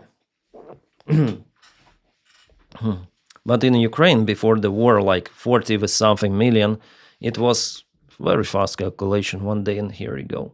I don't think that it's the huge issue, really. The US political system does not even satisfy that requirement. I actually think that if US system is more democratic, look at the gun control. Look at the gun control. Systematically, the US political system is designed against gun control, even though there are more deaths from gun violence than they are from traffic accidents. Something like 40,000 people every year in the United States die from gun violence. But for years and years, for decades and decades, they cannot fix that problem. Healthcare. For years and years, US cannot solve that problem because of the opposition from a very small number of the politicians. So you're saying, interesting. So you're saying a centralization of power, example, lobbying groups, example, the flawed voting system in the US. Those are the weaknesses of a democracy, not the democracy within itself. But I'll ask you this question, the following. They actually fail democracy, right? So if you can buy the policy through money rather than through the ballot box, I would debate anyone who argues this is democracy. This is. Well, that's the downside of democracy. I already said it on my videos, on one of my videos on this trash channel, that I think the name of the video is "We Electing Idiots," that you potentially may elect idiots, which could become dictators, or this system may allow you to do,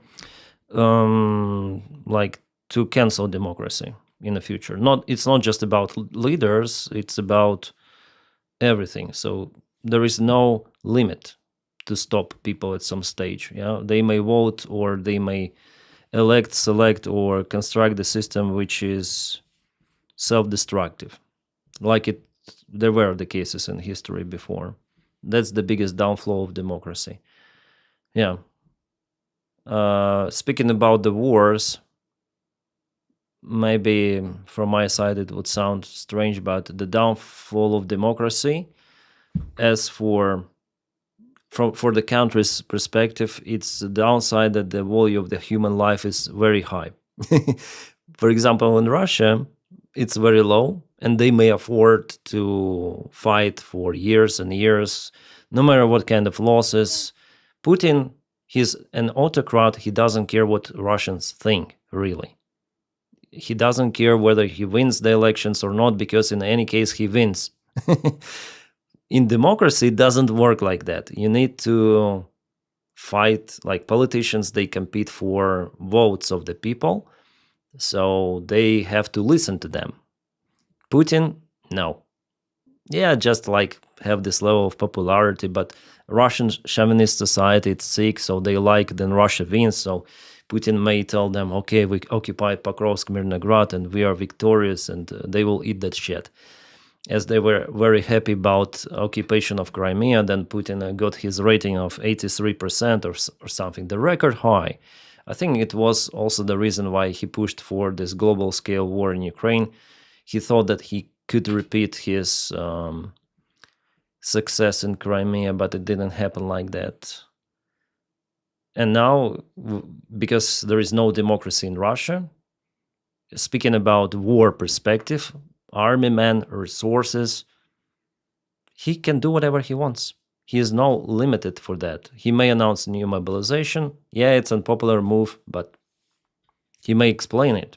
Like, we've been attacked. Ukraine, NATO expansion. And they will go and die. And Putin would not care at all. In Western, just imagine 1 million losses in some of the country with, like in the United States, 1 million losses.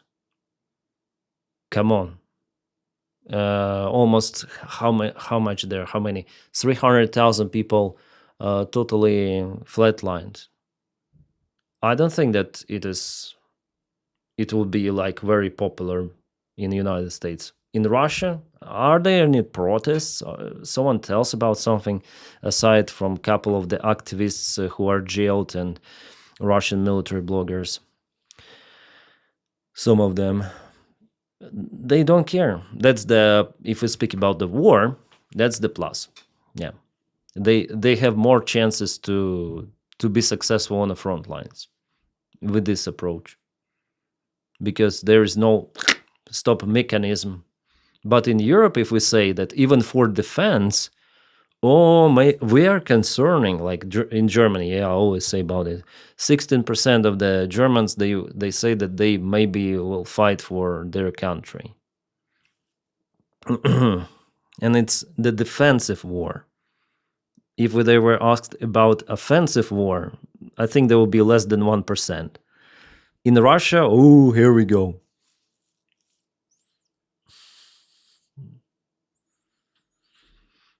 Hi, impossible, just an opinion. Greetings to where? To Poland, yeah? I guess.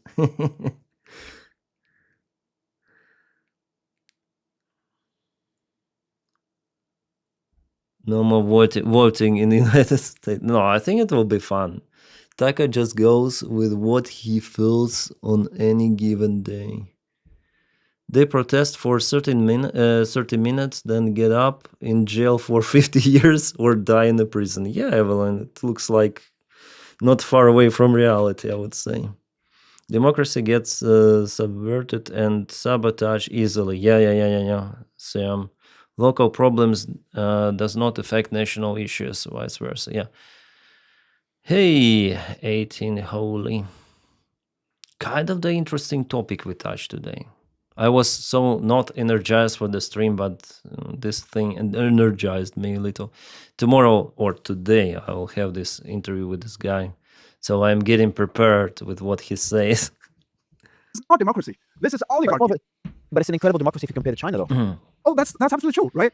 In the sense of the elections, in the sense of a free press and freedom of the speech. Doesn't China show that authoritarian governments could actually function and do well, at least in the short term? In the long term, it's a different question. Not at all. So first of all, so here he is right, actually, not at all. So here he tells, yeah, China is authoritarian. Its authority, it, at least in the short term, did it show that it can be like successful, functional, and this guy said not at all. Before I thought that he was like, well, here he is correct. Yeah, I think he will tell what I told you before, that with the help of the democratic society, I think China was capable to develop itself. We'll see. Let's make a methodological point. We should think about China, we should think about US, and think about Australia, not as sort of compare with each other. We should really compare themselves against themselves, right? So I think the US can do much better if US has a slightly different system, more democratic system. Let me put it that way. They can reduce the gun death. They can build more infrastructure if the system is designed better. For China, so I'm going to have a new book coming out in January 2026. If you look at, you're correct to say that Chinese autocracy is very good at growing GDP. But within the last 40 years, there's a huge difference in terms of household income growth, personal income. So you receive a salary, I receive a salary from my employer, Massachusetts Institute of Technology. As a regular citizen, as a scholar, I care about GDP. As a regular citizen, you don't really care about GDP. You care about your personal paycheck. It turns out that the personal income growth in China of Chinese people, I'm not talking about Chinese government, Chinese people, was highest when Chinese political system was more open. And that was in the 1980s. Yeah, that's yeah, because of the reforms, which were done by Deng Xiaoping, and yes, now Xi Jinping wants to close everything of that. He wants China's system to be more authoritarian, even though they are like communist, but they're more like communist on the paper, yeah. They still have this capitalism introduced. There's still private capital. There's more businesses open, I think, in China than elsewhere in the world. So you cannot call them communists based on that fact. It's, I think, more in the books and ideology and like this paper ideology on TV and so on. So they're not really the communists on the practice. If we speak about business, especially with the United States, and as I say to you, this mic is in China, made in China, TVs, screens, lights, everything of that in China. You cannot do that in communist society. Soviet Union was on the way to communism, and it collapsed. China just had this heritage and red flags, and I don't think that it's really... communism is used to support this authoritarian regime. In fact, it's like in a church where the priest doesn't believe in God. He still has clients coming, purchasing something from the church. He has his church, some rules. Every Sunday he rings the bells and so on. But in fact, he doesn't believe that. Yeah, but he supports this, some sort of the community. That's what I call like communist China right now. They have this authoritarian regime that supports itself, waving around red flags, but in fact they don't believe in that themselves. I mean, this elite of the Chinese Communist Party was more open. So it was not a democracy for sure, but sometimes we lump all these things in the same category, autocracy. There are some more open autocracies. There are some more closed autocracies, right? Yeah. If you look at East Asia, Taiwan was an autocracy, South Korea was an autocracy. Their economy grew fantastically in the 1950s and 1960s and 1970s. Well, but North Korea was also autocracy. China under Mao was also autocracy. They didn't grow at all as compared with Taiwan and South Korea. It is precisely because under Deng Xiaoping, China became less autocratic. It was still an autocratic system, but it became less autocratic. And then I know the story. Cool. I know the story. I have something here. If this professor says what I said before. Nice. Cool. it began to grow, right? So the correlation is actually between the political system becoming more open and less autocratic and good economic growth. If you look at the Chinese regions, it is especially those regions that were less controlled by the central government that began to grow strongly. Those regions in China that are under strong, tight controls of the central government, they have performed poorly in the last 40 years. Yeah, by the way, Xi Jinping is from this less controlled region. His father was accused, persecuted, and he was like sent to the, I think, western regions of China which are less economy developed, and he started to build it up. Like Xi Jinping really was into building China, like his province, his village, his everything. And after accusations of his father were lifted, he became really very successful. His career growth was pretty much high. Professor blah blah blah.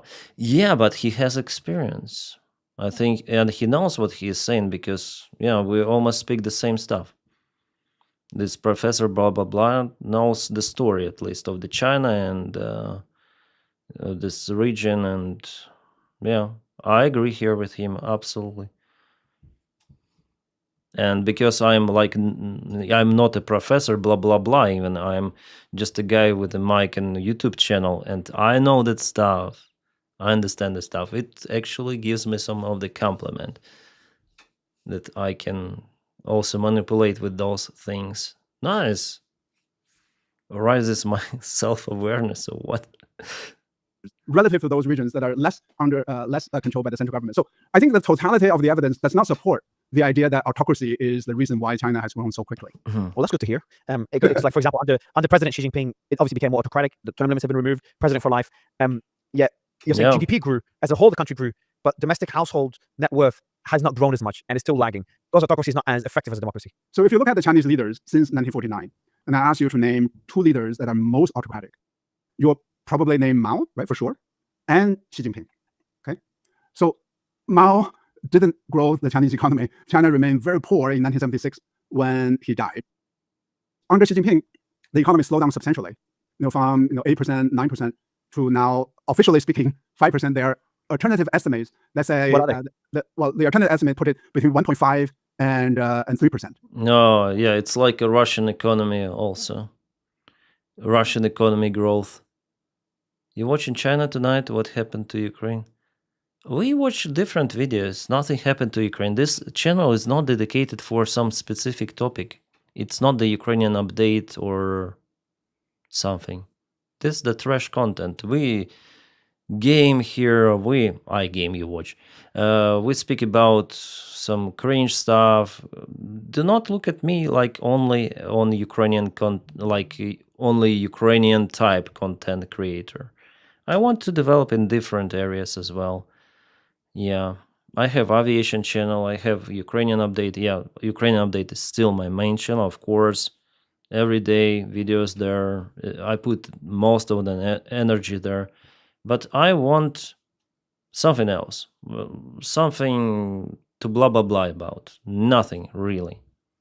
To share my ideas, thoughts with people, and if I see something interesting, like for example China, why not? And by the way, in context of Ukraine, China matters. Everything matters because we live in this global world. So why not to speak about this stuff that worries people, or some of the people, I don't know. Maybe me, it worries right now.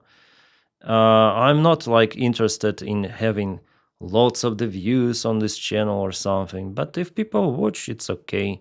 If they don't watch, I still will go on the streams and speak with myself. But I think we have a good community here. Not many people watching, but I like it. I am who I am, and I want to share it. Not to be focused just on Ukrainian updates.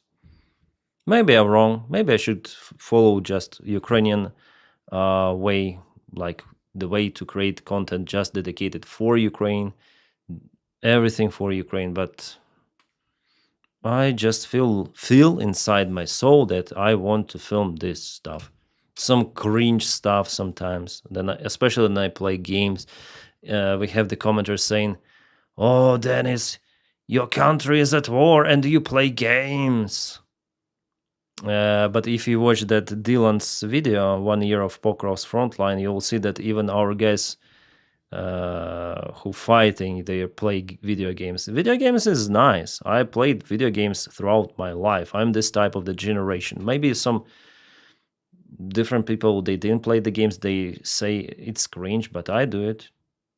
And we here just speak with you, blah, blah, blah, about everything. Okay. Oh, wow. So That's this is a That's more than the US. This is a huge, and at a fraction of the per capita GDP as the US. For per capita GDP, the Chinese is about 25% of the U.S. per capita GDP. Aggregate GDP is bigger, but China has a bigger population. So at a fraction of the U.S. per capita GDP, if you're growing at 1.5%, to me that's a failure. Okay, so now I ask you, right, the following question, is the most autocratic leader in China most successfully economically speaking? The answer to that is clearly no. Mao is the most autocratic. Under his leadership, Chinese economy didn't grow. Xi Jinping, compare with Deng Xiaoping, compare with previous leaders. I'm not saying Xi Jinping is the same as Mao Zedong, but compare with Deng Xiaoping, compare with the previous leaders, he's more autocratic. And yet, he just cuts that. Why? On half a word. Who is posting this video? At least a logical ending. There's something else that Professor I've been thinking. Like the beginning is nice, but they just made it 11 minutes 24 seconds and cut 11:25. That's strange.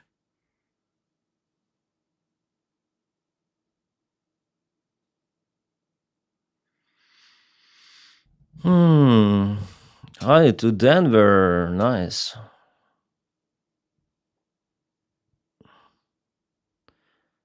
I've only been playing games since my midlife. Computer games haven't been around any longer. Yeah. I understand, Mama. But my childhood is connected with games, Then I was, how old I was? Maybe 5 or 6.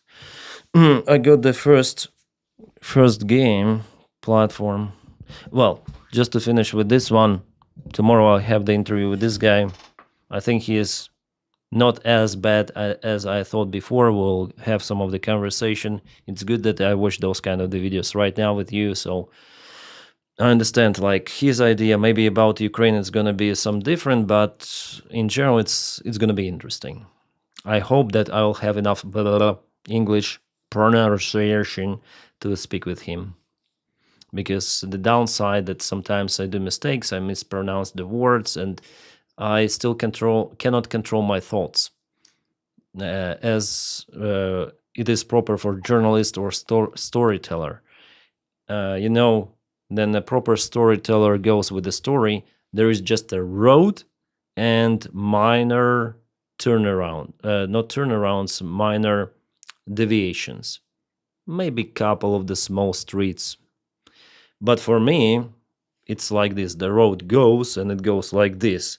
I can turn and then return back, so I'm still bad storyteller. I understand it from my videos, Ukrainian updates, then I tell about the stuff, then I touch some tiny little topic. I may completely dedicate like couple of the minutes, especially for that one, then return back to the topic we discussed, and it's not good for the general storytelling. That's the general erudition should be also there, that you should have like a proper vocabulary, amount of the words you may operate, knowledge stored in the head to put everything together. I still don't have those skills, but with some of the practice I think I can do it. What helps me with that? Podcasts. It's very difficult for me to record podcasts, to go from start to the end with one thought in general, and put in the information around it with just minor deviations. It's very hard for me, because I constantly like play around with my thoughts, and to get the general idea from beginning to the end, it's very difficult still.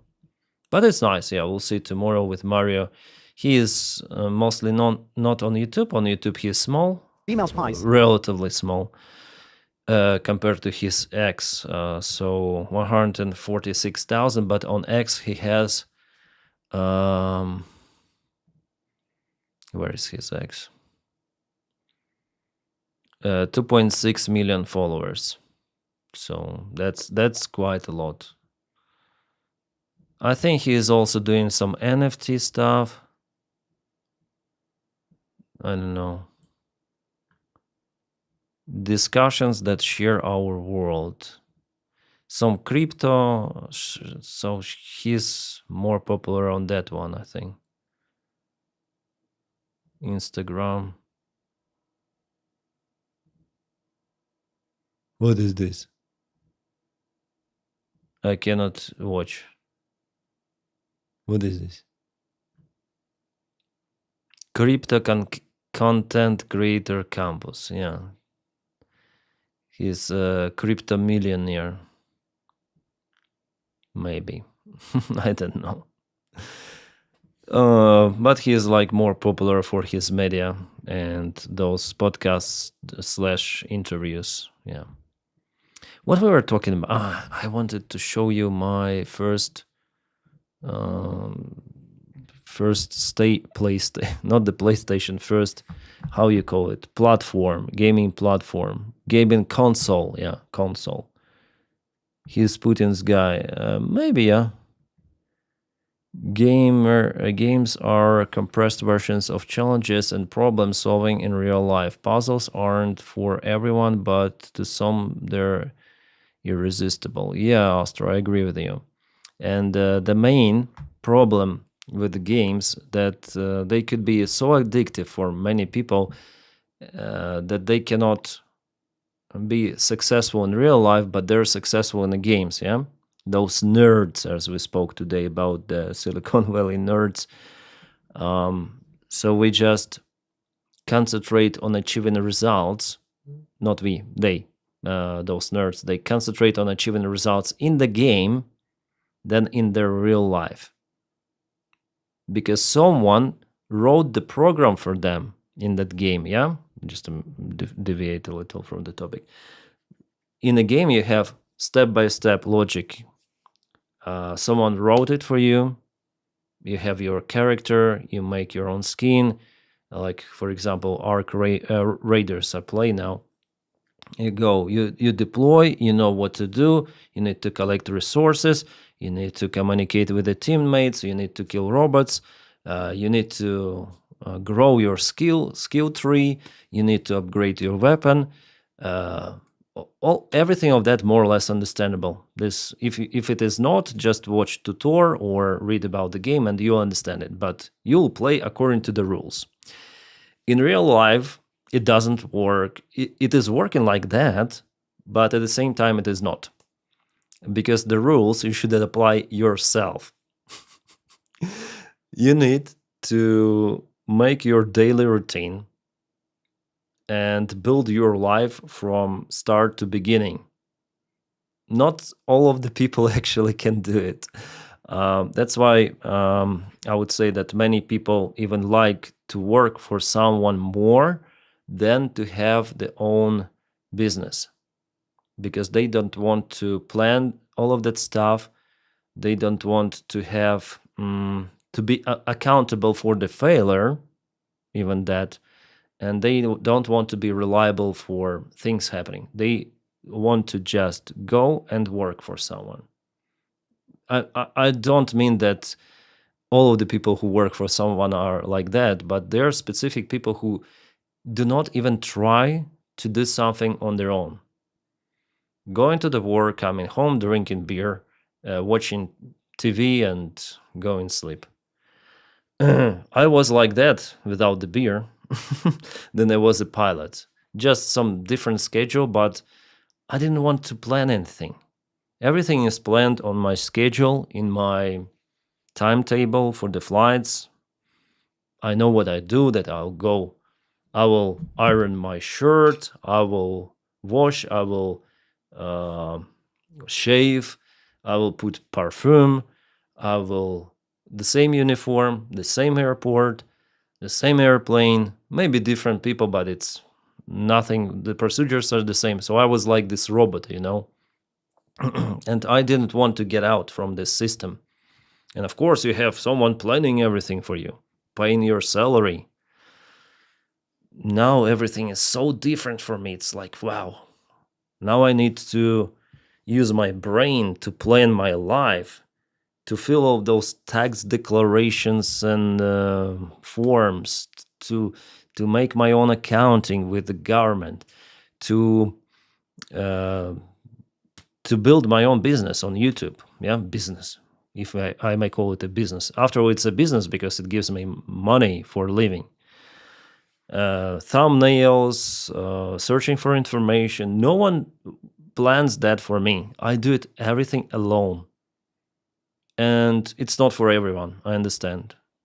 So people who stuck in the games, they stuck in a comfortable environment that, okay, I'm gonna develop, I'm gonna improve for someone's program in the game. But I will be not that successful in real life. They don't say like that, but their brain, for brain, it doesn't matter if you improve in a game or you improve in real life. That's why people like gaming, because the dopamine, it goes boom, boom. It is in the system. If you achieve something in a game, if you kill some of the boss, wow, I made it. The same dopamine is achievable in real life if you put your own goal and achieve it. But in gaming, it's just easier. You can do it. Click, open computer, kill the boss, you are happy. In real life, no. You have to struggle more and it takes more time. And you don't know what to do because you have to come out with your own plan. Yeah, it's very philosophical question about the games. And I understand that it could be addictive, especially for those people who cannot plan their lives. Yeah, unfortunately. But even working for someone, it doesn't mean that you are not planning your life. Like, I was very satisfied with my job as a pilot. And I understand that there is the huge growth for career. I was really happy that I became the captain, but still I was within this system, that someone was planning something for me. I was very dependent on people's opinion inside the airline, relations. Now I'm more independent, let's say. Just I'm dependent on what I say in the internet, yes. If I say something, some slap word that I can accidentally maybe say because my English is not perfect, people might think something really different, unsubscribe, and say I'm fucker sucker. So that's the thing, yeah. But other than that, I think I'm pretty much independent. And I want to be like really honest with you. What do you think, guys, about this philosophical thing about the games?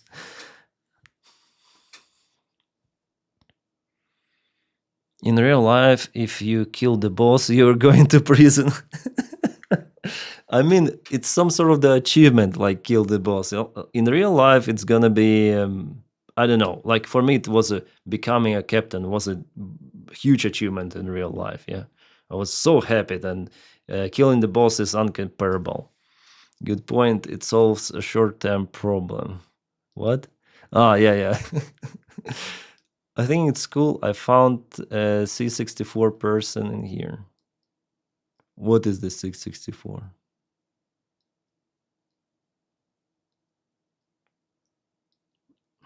Denys, do you think it's worth people from the other countries going to help fight in the war for Ukraine? It is a personal decision for people. Even it doesn't matter within Ukraine or outside. It should be a personal, solo decision of every individual. The only thing people should understand that losing the life in this war is higher. Like there is the higher chance to lose the life than to keep it in this kind of the war. The trouble with games is that you don't get a return for the time of money you spend. Then you game, maybe you unlock sword, but it's just a digital one. Yeah, you know, but for the brain, this digital sword would be like you understand it with your mind, yeah, that this digital sword is just just those pixels. But you can show the sword or maybe some case skin for weapons to other players, and they will be, wow, you have this kind of the skin. Come on, oh my god, you spend such real money for it, such a very expensive thing. So for your brain, it would not matter at that point whether it's real or not. Games not me got me through COVID. Yeah, it's nice. Yeah. If dictators played more games, they might start few wars. Yeah. Like now, this Syrian Bashar Assad is playing games according to some rumors in the internet. in Moscow city. He's playing those. I live on farm, motorcycle, guns, animals, lots of the trees, time to shoot fire. Comment. Yeah, big show. You have this addiction. It's nice that you have this kind of the hobby. It's great. Yeah, armchair. That's my opinion. I think it should be like it is your life. Yeah, life of every individual is priceless. Imagine now. Look at yourself. Look how vulnerable you are in this life. How it is unimaginably was very low chance for you to appear in this world. You are here, you see the things, you understand yourself, you understand something here in this universe, at least some tiny grain of what is happening. You have your own consciousness, and imagine disappear to nothingness. That's why going to war or not going to war, it should not be the common decision of the government. It shouldn't be. It should be your individual decision. Every person has his or her own morale, or how to say it, motivation. Yeah, if there is no motivation, I don't think that there are successful or competent soldiers deployed on the front lines. So my idea is that on my channel, I never ever say, guys, go protect Ukraine. Of course not. Because I understand that the human life is the most precious thing in the world. So every person may do this decision or other decision. I made my decision.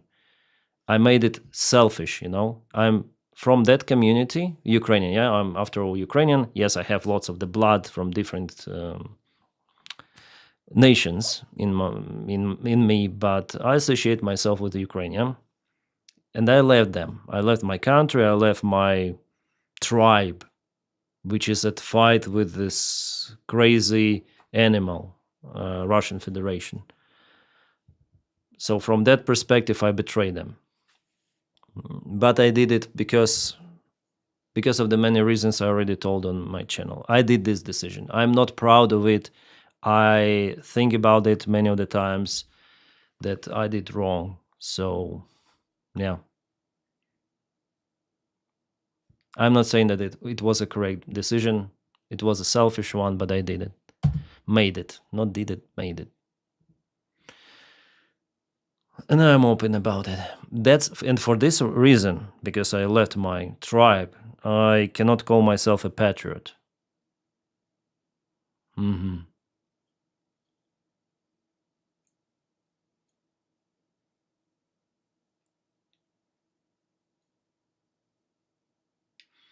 And I cannot call people to fight. Yeah, I call them to support Ukraine. Support Ukraine, support Ukraine. And the level of support depends on particular person. I don't want people to die just because they saw my videos on the internet and, okay, we're gonna go there. No. FPV Skydive, for example, is the 3 to play.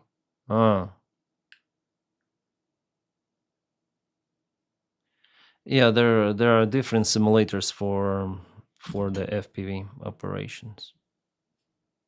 How many people watching us? 103. It's rising. People like blah blah blah or what? I think that I post those kind of the links on Telegram. More people are coming to watch us. Complicated and difficult, sir. But I help you current with your channel. Yeah, Doris Stwartwitz. I'm sorry, I cannot spell your nickname. On one hand, I help Ukraine. Some people say, oh, you help Ukraine that much. It is better than just go and die on the front lines. But many people go and die on the front lines. They sacrifice. Why should I say that I'm better? No, I'm not in a way. I'm not even close to what they do on the front lines. Yeah, it's uncomparable. they sacrifice. It's I'm a silly guy compared to them. Absolutely, I cannot compare that, and that's why I do not call myself a patriot. Again.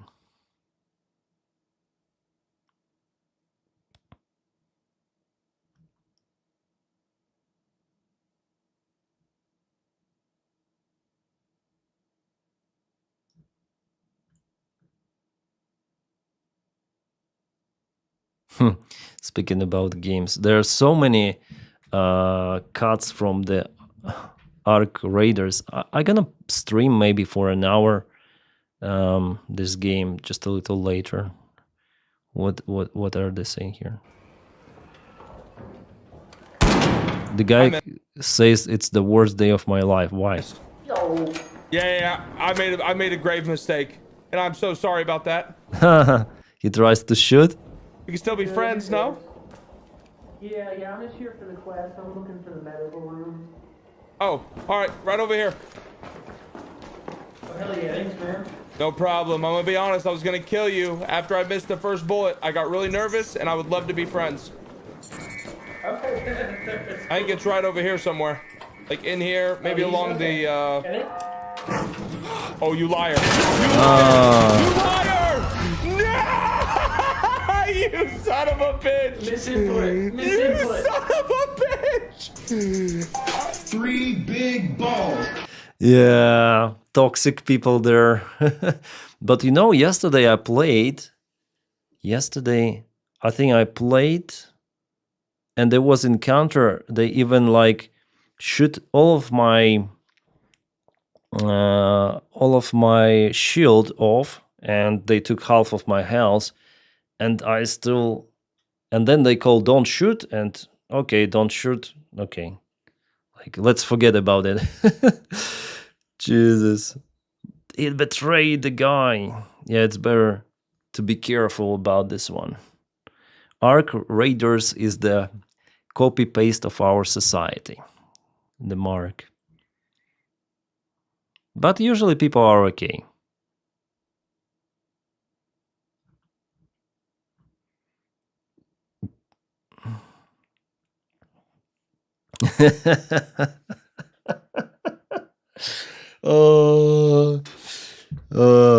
I just read the first line of the article. Why am I laughing? Because I know the real situation. And yeah, he's funny guy. German Chancellor Friedrich Merz said that Syrian refugees must return home. According to him, the war in Syria is over, so there is no longer a reason to grant asylum. He added that Germany may start deporting those who refuse to leave voluntarily. His remarks came in response to Foreign Minister Joan Weidhull, who recently visited suburb of Damascus and said that destruction is huge and living there with dignity is still almost impossible. In reality, a political dispute is escalating. In Germany, authorities want to reduce the number of refugees, but conditions in Syria remain harsh, making the question of return hardly controversial and dangerous for people. I'm laughing because try to deport them. Well, try, you'll see. They'll burn freaking Germany down. Merz is funny. Those politicians are funny. They create some of the issues, and they then try to, we're gonna resolve it, but they don't think about the circumstances. They'll burn Bundestag down with Merz all together. If you try to deport them.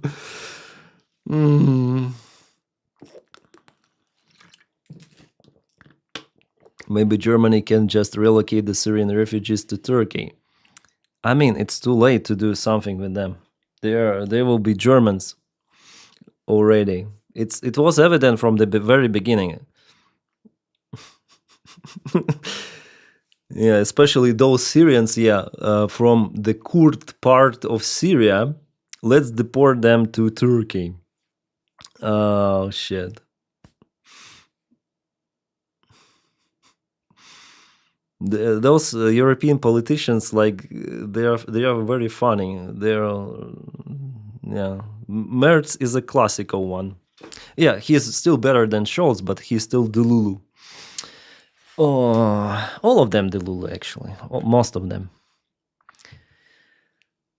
I spent a fair fraction of life with limited dignity. That's true.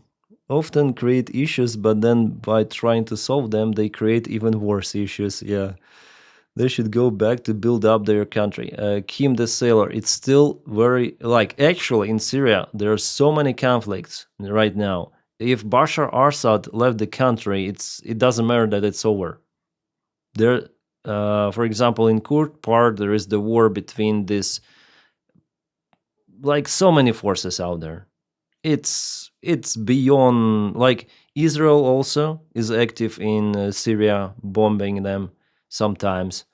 There are also this current regime. They are working against some of the Christian community there. I don't remember how the name of this Christian community. Like, people, like, there's so many clashes. Syria is so divided. You need to look through the topic before saying let's deport them back, because actually, if we speak about what is happening there, it's not okay. It's far from okay. Yeah, Bashar Assad is gone, but it was not just about Bashar Assad. Better than Merkel. Yeah, of course. Merkel is bitch.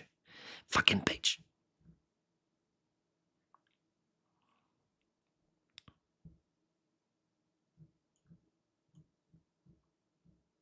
So many Arc Raiders. Like, I visited their page just once, and now I have the recommendations. Arc Raiders all the time. And I play.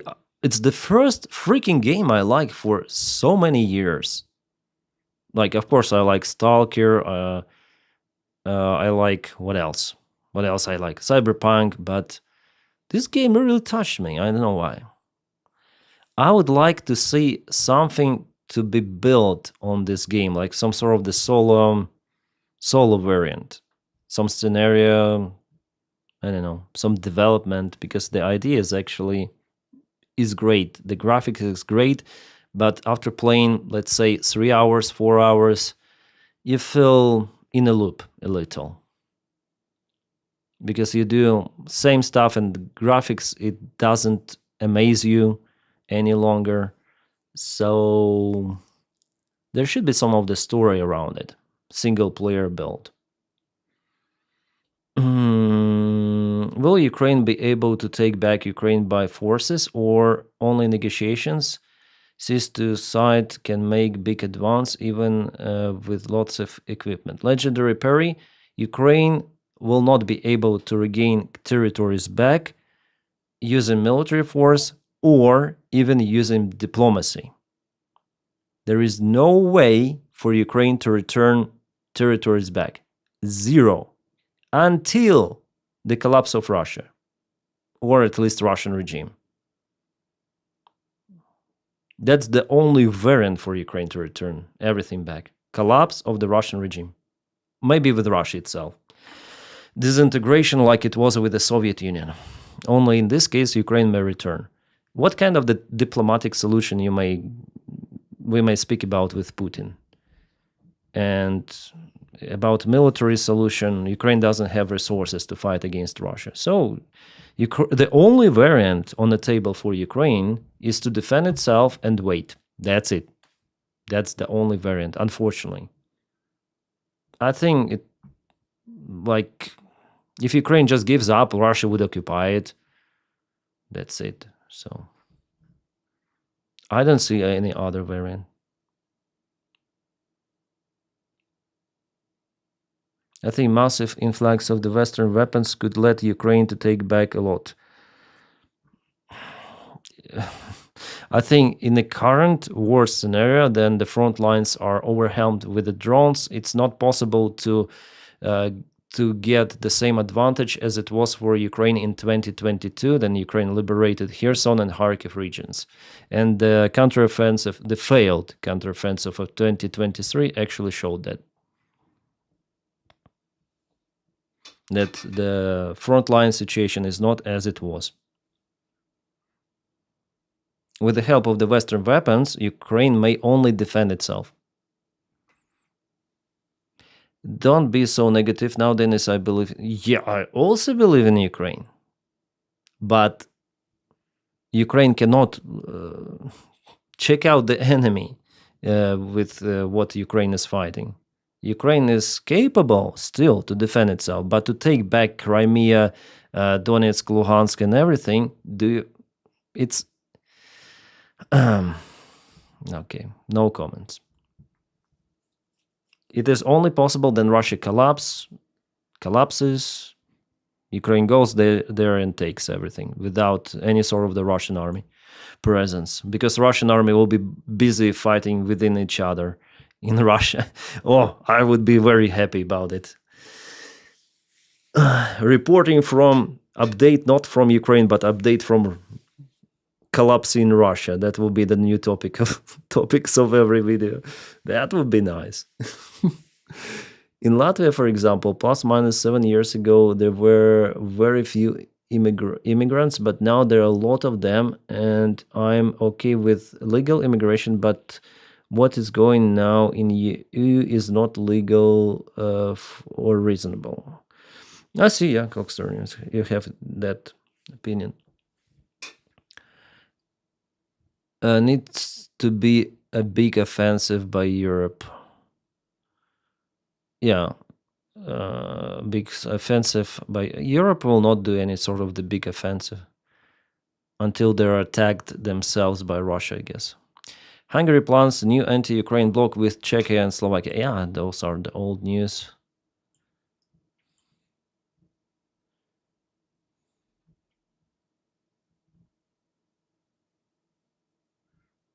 A New York town official who shot a lost black DoorDash driver in the back, nearly killing him after he asked for directions, has been indicted. His wife was caught deleting 17 plus ringing videos to cover up. What?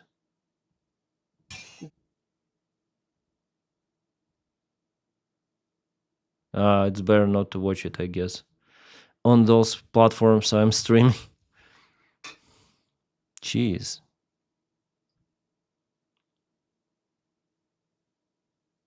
Oh yeah, that's from the Dylan Burns.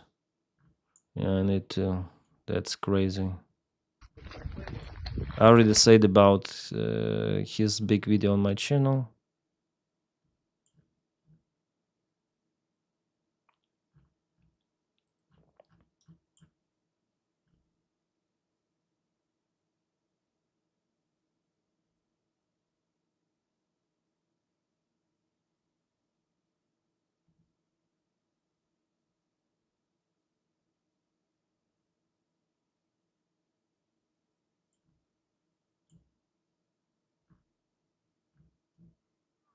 Yeah, what is happening in the United States and politician life, it is absolutely crazy.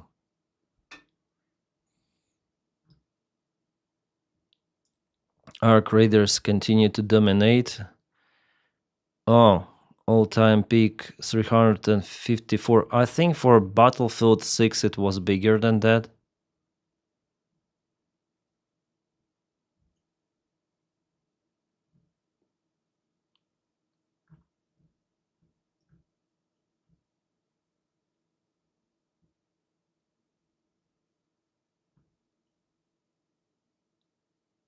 No, Russians in Pokrovsk.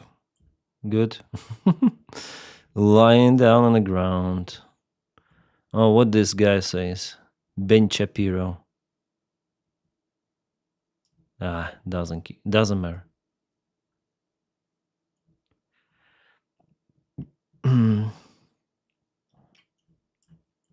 Our creators are. Why do I have those recommendations?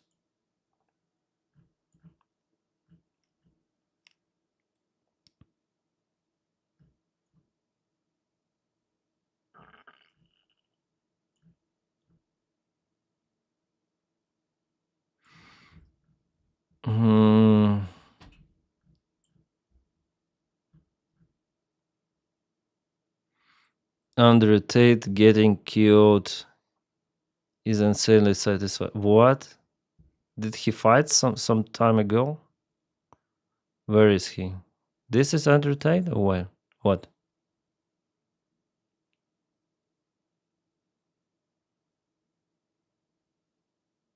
Is it him?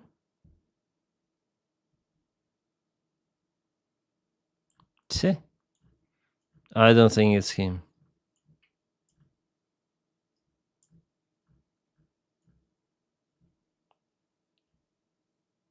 Starting next school year, some schools in Armenia will introduce Azerbaijani language classes. Oh. Crazy. Sanctions working as intended. Russian oil is losing major market. Yeah, in China. China's state-owned refineries have stopped buying Russian oil after the United States tightened sanctions against Rosneft and Lukoil, Bloomberg reports, citing traders. According to Restart Energy, estimates exports have dropped by around 400,000 barrels per day, nearly 45%. Interestingly, China's Shandong Yulong refinery, which itself fell under sanctions from the United Kingdom and the European Union, has actually increased purchases. But the overall trend remains. China is taking less Russian oil and looking for alternatives.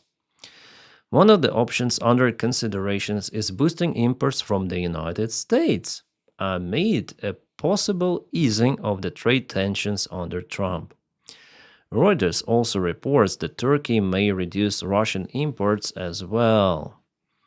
Tupras is considering halting purchasing for one of its refineries to avoid secondary United States sanctions.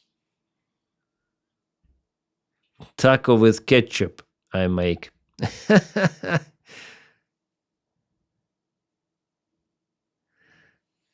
YouTube MMA. Denys, you should get into fighting with other influencers. Good idea, Timon. Yeah. I call for the fight, everyone. Actually, it was a trend, for example, on Russian YouTube. It was the trend even before the COVID. People were fighting. Before, I was consuming mostly like Russian-speaking content, and some Russians I watched, influencers, and if they have like some of the hate between each other, they went on official boxing matches and they boxed between each other. It was crazy. Willy Oam. Who is Willy Oam?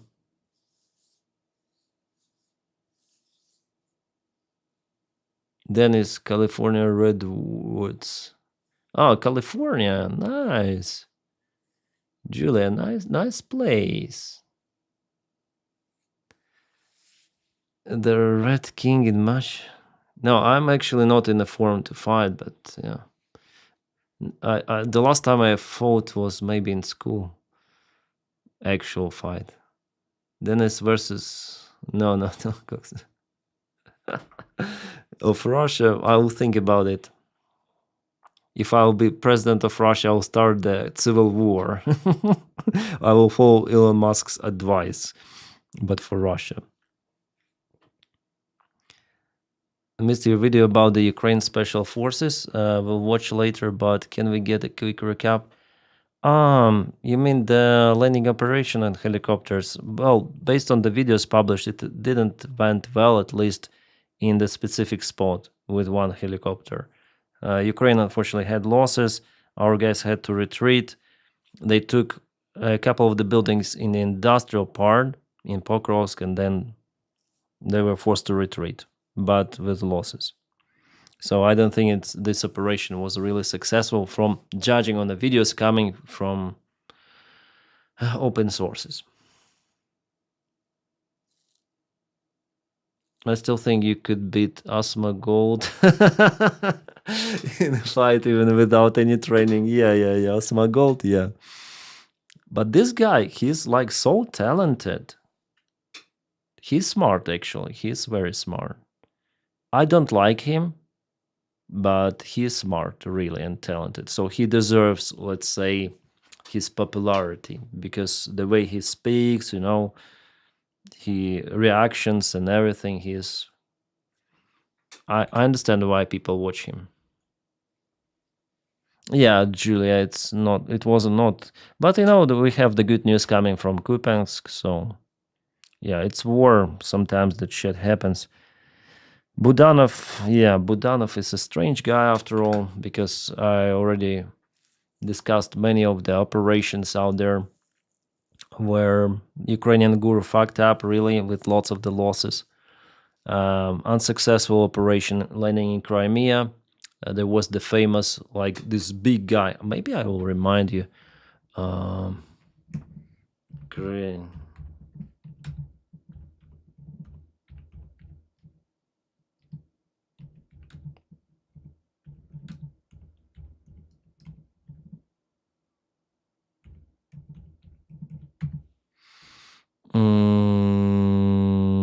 Where is for sure there should be images like this big guy who was imprisoned in Gur Crimea.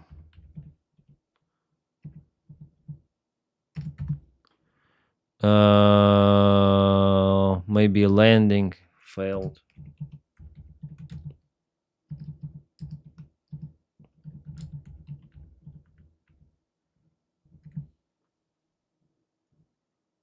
And I think I should put POW. No, like there was the big guy. Why Google doesn't give?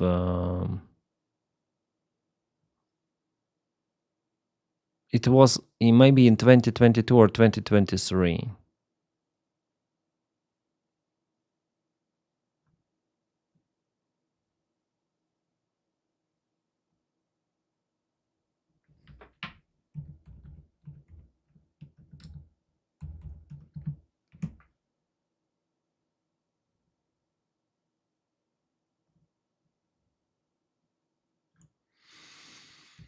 It was a tough guy. I'll try to find it later. Google Images doesn't give us that. It was even before Prigozhin's march, as far as I remember. So there was the failed operation. I wonder if this guy was exchanged, really. I need to follow up his destiny.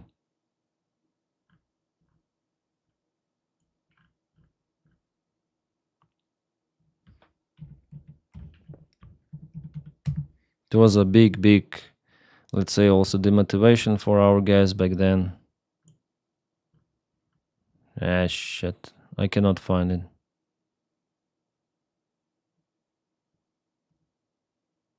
Russia sentenced captured good special officer to 20 years. Yeah, this article is about him.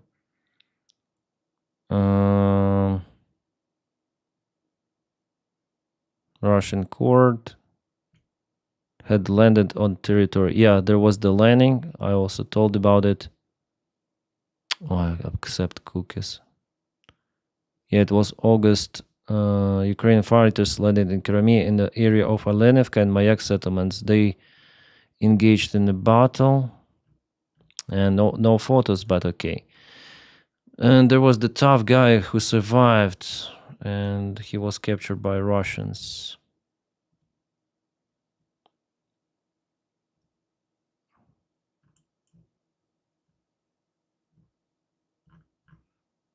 One of the servicemen of the main intelligence directorate was captured during landing operation, confirmed to RBK Ukraine. So he confirmed yeah. I'll translate it. So because as a result of the landing operation, GUR soldiers in occupied Crimea on October the 4th, fierce battle took place. Unfortunately, one of the Ukrainian soldiers was captured, but he's still alive, like remained alive. But where are the images? Like,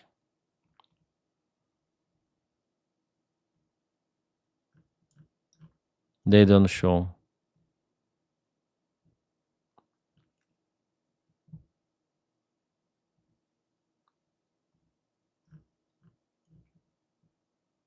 It was like damn popular by the time.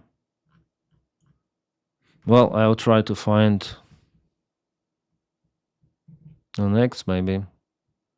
If I can find this on X, I will be disappointed about Google.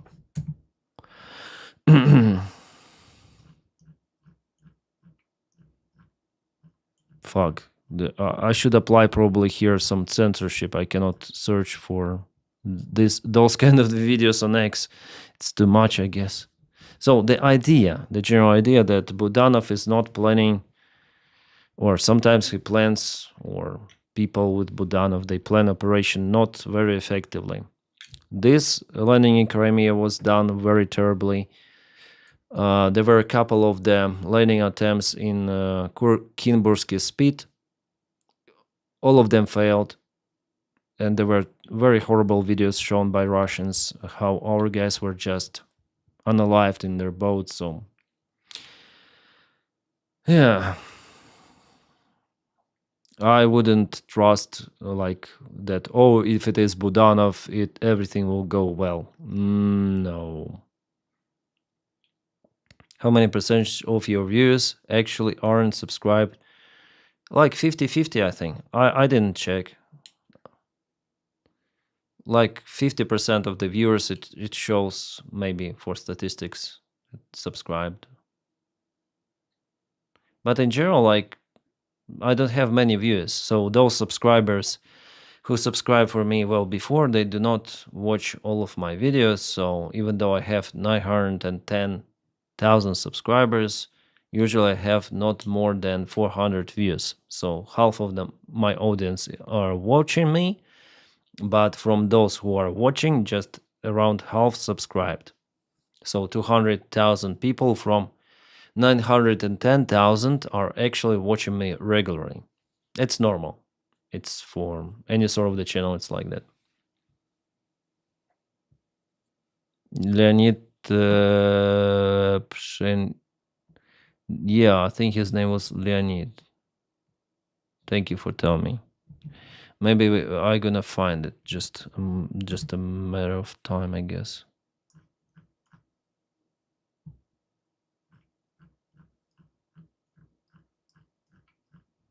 No. It shows me.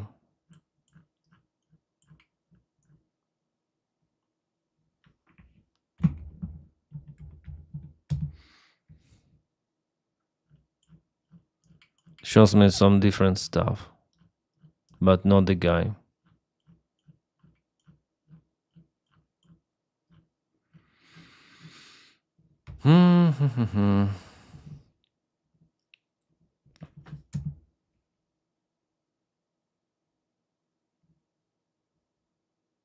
Shows me some elderly guy.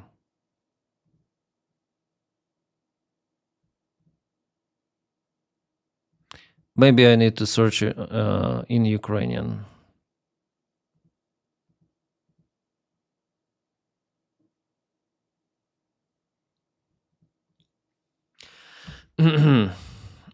Dennis, you're living in what? Manitoba. No. Can I have a student discount on sub what? During winter campaign we put our max on interesting Astro.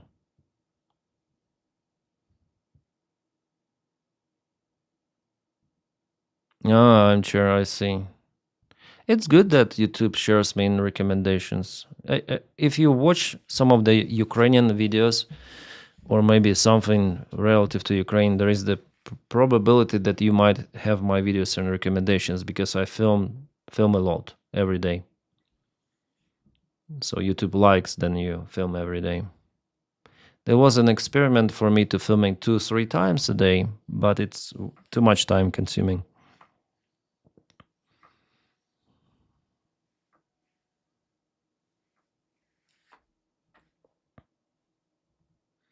How's my stream doing? 92 viewers. Yeah, this stream is not pretty strong.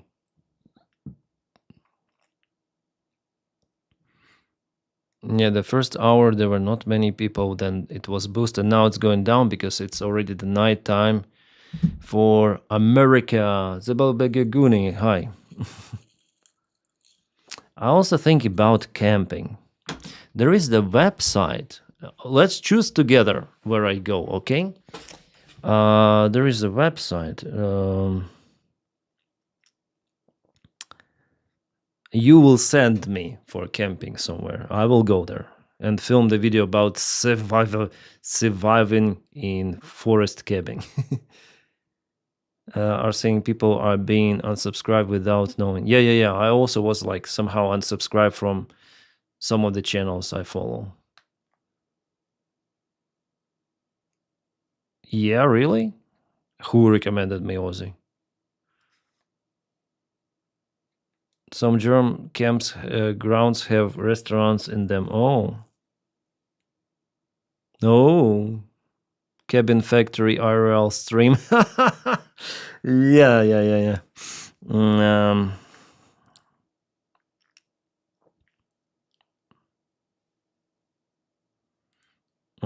Remember you recommended me some of the website where I can rent some of the cabin where people put their forest property for rent, where I can go camping with a fire, maybe stay at night somewhere, or maybe I can bring my tent with me in Switzerland. Do you know this website?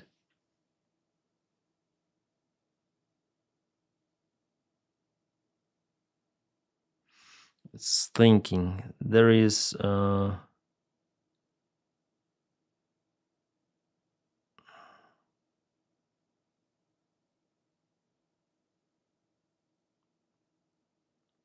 okay, which one is the most popular?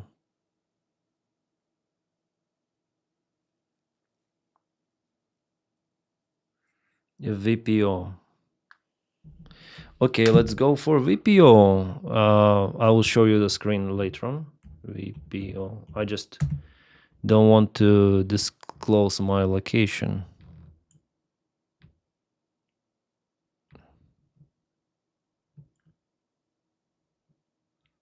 Okay, if I click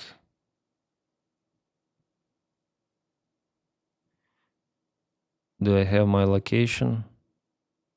No, I don't. All right. So here we go. This is the website. It's called VPO. I wonder if we have like a map offers. Oh, you can go to the windmill and spend one night for 250 euros. Is that expensive? I guess it is.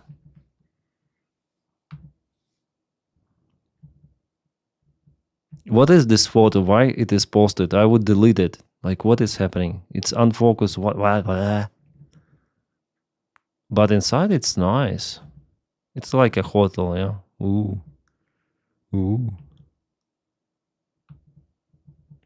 No fireplace. Oh, a toilet. Oh.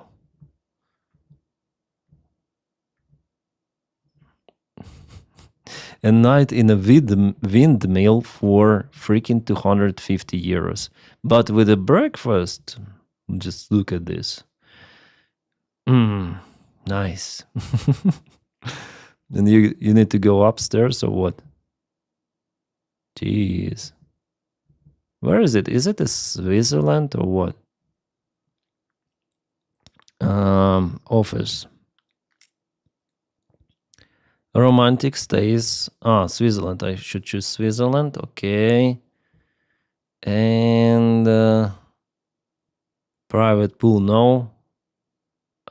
Forest cabin. Yeah. Forest cabin. Jesus, this is too much for the forest cabin with a pool. Oh, house of like, let's make it bigger. House of the value with sauna or hot tub. Oh, tree house in the forest. Let's click on this. It's interesting. It's just nothing really from what I see. Yeah, just a house in the well, the location is interesting. But I wonder if you can make a fire there or cook something. Yeah, I would live like that, honestly. Yeah, the stove is active. Kettle. Oh, wintertime. Summertime. And just the gas, standard gas grill. Oh, nice. You know, they drew it. Nice. Maybe ChatGPT can do it. Like hand draw. You just place everything with your hand and it can improve it. You can draw it. Oh, where is this location? Oh, there's a kinder park somewhere near, or what? Why do I need it? Okay, anyways, it is not interessant. I need something really wild. Like this one. Is it wild? I think it's not wild enough. Just some of the... no. Luxury pod. Just like the game you played in Halloween. Yeah. Iral cottage. Star cube. Sleeping under stars. It has like a transparent roof. Really? No. I thought sleeping. Maybe just the big window. Yeah.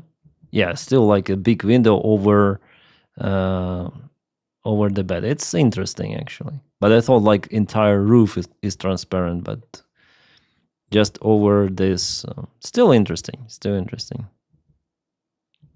It's too cozy. It's too clean. I need something really out like this. What is this? A house of... What is it built for? It's better not to smoke near near that house, if you may call it a house. What is this? It's just some activity. I want something really remote. Remote. Romantic holiday with sauna. Beautiful forest cabin with romantic bathtub. And the prices are crazy. A villa for 6 persons. What is this? What the hell is this? Kind of the interesting construction, and the windows are container. Yeah, looks like container. New York Bronx. House of hay low. The wolf will fuff and puff. Yes. Nif nif nuff nuff noof noof. Inside it looks like some modern... Outside it looks, I would say, ugly, but some unique. You see, you have the stove there. Jeez. Is it not dangerous to sit under this construction? This is crazy design. I don't know. Can you compare it to something? I don't know. Why the prices are... Oh, this one more cube. Romantic cabin. At the edge of the forest. At the edge of the earth. Oh, with beer included, yeah? Just a box with sink. Yeah, it's too tidy. What the hell in Switzerland? I need wilderness. There is nothing like a wooden forest cabin with sauna. Well, I understand that people would like to spend like with the company somewhere, yeah, the time, but I need Some freaking wild, beautiful tiny house for 4 persons. Okay, let's click on this one. Tiny house, glass, in the forest. Well, at least it's somewhere remotely, yeah? Placed remotely.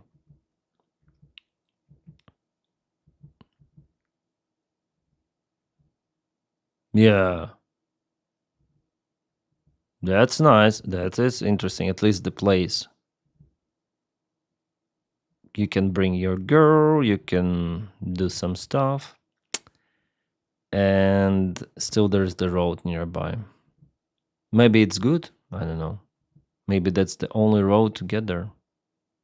Ooh. Kind of the big wall. Big glass wall.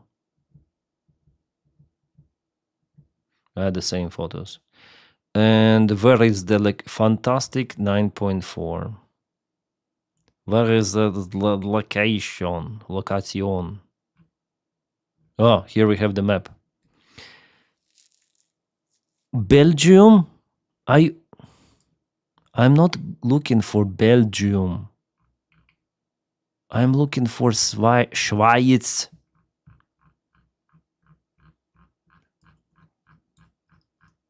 In der Schweiz. Schweiz.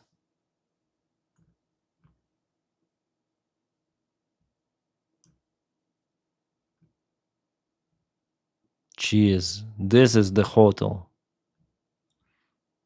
Just how to forest cabin.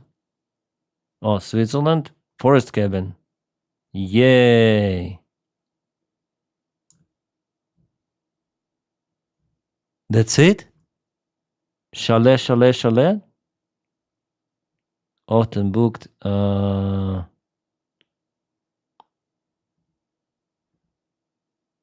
Price low, high. That's the old. What? La la la la la. Tree house, tiny house I need. Where is tiny? Is it in Switzerland? Switzerland, tiny house. Boat. Yeah.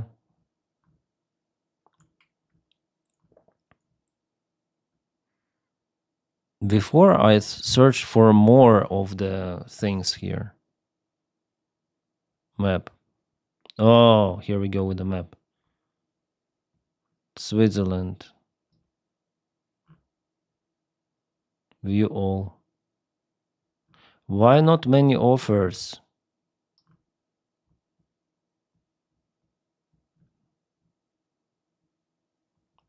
In the mountains? Grindelwald.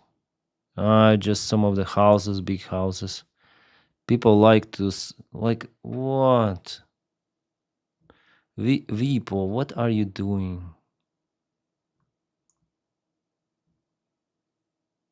Denmark. This is nice house.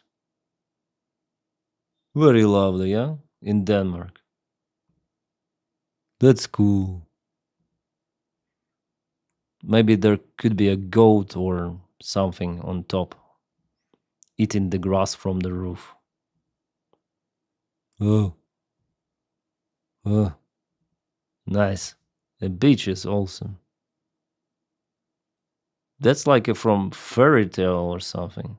Something tells me Switzerland isn't full of log cabins. Yeah. Maybe that's the website.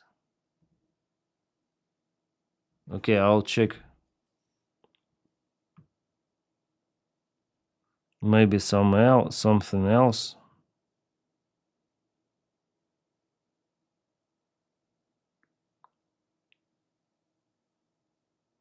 Nature.house it's called also. Let's go here, maybe opera.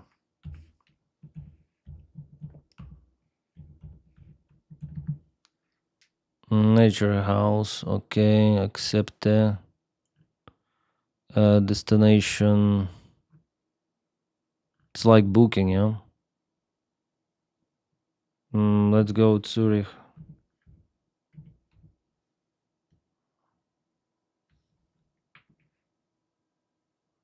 Why?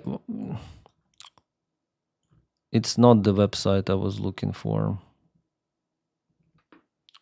Okay, nature house doesn't work. Holy-do.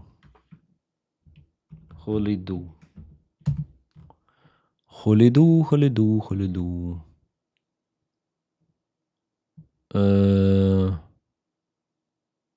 Schweiz, Europa. Okay, so Graubünden. Do we have something cheaper?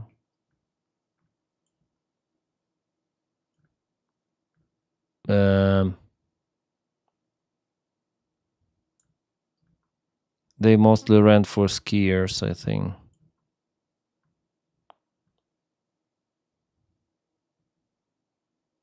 Westtalpen. What is this? Just a house. It's not a cabin. Chalet. Okay, let's go to English. Apartment, pool, parking, chalet, pets allowed, holiday home, hood. Apartment. This is not what I need. Okay, the wild vacations, like for example with tents or like very, because I check out all of those websites. They give me just houses, holiday houses. Tell me something where I can just put my tent or just very simple cabin. Website, where can I put the tent? Maybe search for season cabin hunt. They don't get this luxury stuff. Yeah.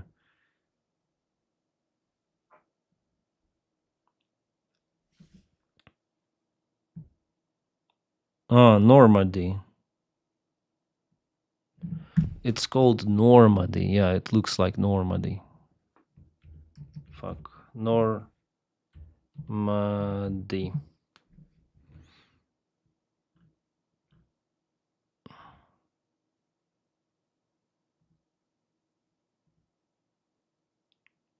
Normandy. I don't need a trip advisor. Camping. Okay, cookies accepted. Okay. Menu. Fishing, rentals, tourism. What does beaches mean? Rentals. Mobile homes. What? Why? What? Where I am? What?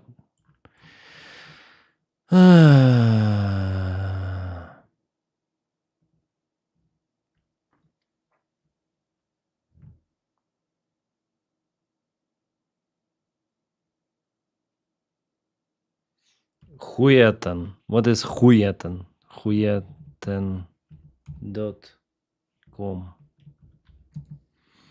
Huyeten.com. Okay, maybe here. Alle cookies accepted. English, but we have everything in Deutsch. Land, Schweiz. Let's tell in December. Let's go. Ein Person.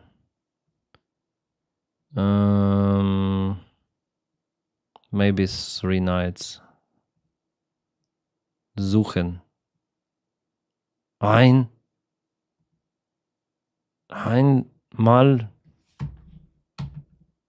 Shit. Okay, I'll search for some of the website, because before I actually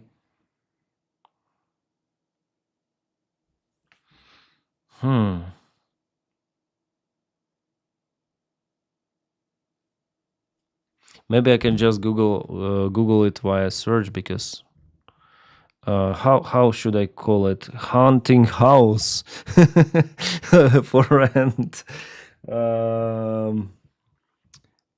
Forest cabin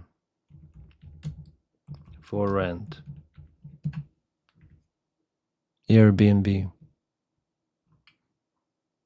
Vipo the same, but it doesn't give me. Lodge holidays.com.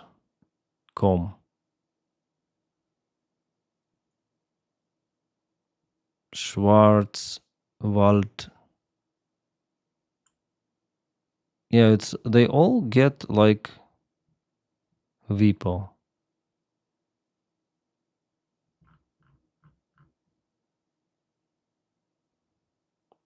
They all like Airbnb. Really?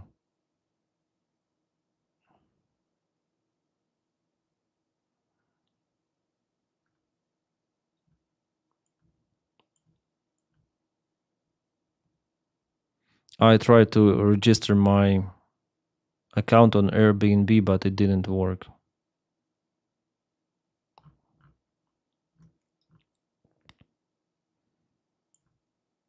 It's too luxury.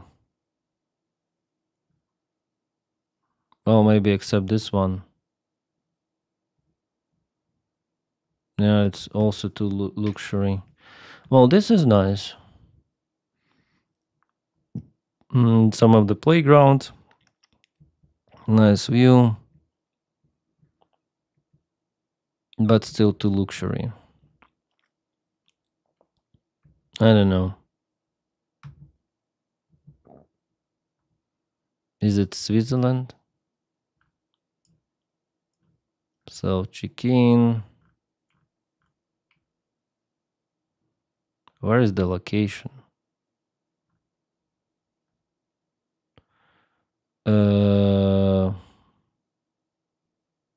Ticino. That's the southern part of Switzerland.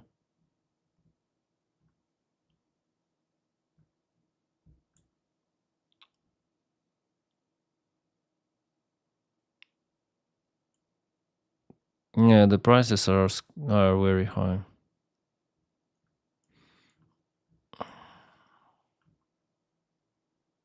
And mostly they're buildings. I need some sort of the van. Like abandoned van. Oh, this wooden house is nice.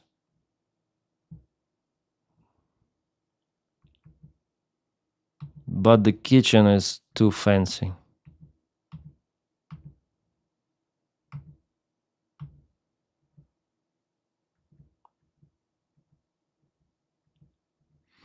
Yum.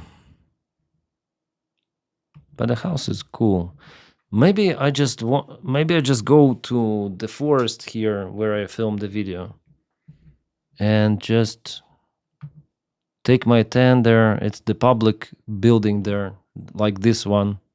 Looks like this one, but just one story building, and it's just public for everyone to have,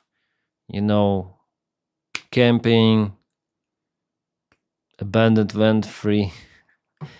Mouse traps. Yeah. Does Switzerland have homeless camps? Yeah, I think not. Oh, jeez. Also, I wonder about going to film in Zurich itself, with the camera. Maybe a Nazi bunker in Schweizalp. Nazi bunker. Nazis were not in Switzerland. Does Switzerland have... There was a guy in the Balkan that bought an abandoned tiny house for 5,000 euros on YouTube. Was fun to watch him restoring it. Yeah, this content I like to watch, Kim. This is one of my favorite content. I usually follow that. There were the guys Ukrainian crazy guys, they did it for hype. They went to live in Chernobyl. They restored one of the apartments in multi-story building. They started to live there for some extended period of time. It was before the war, and they put electricity, everything. It's crazy.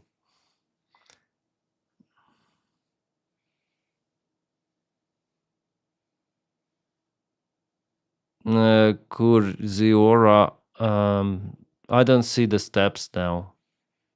Like I already mentioned it maybe 10 minutes ago that Ukraine should there is no option for Ukraine then other than resist. Yeah. That's it. Yeah, Kryasan. They're crazy. So Ukraine will just resist. It cannot win at this stage. Absolutely. The winning of the Ukraine will be only with collapse of Russia.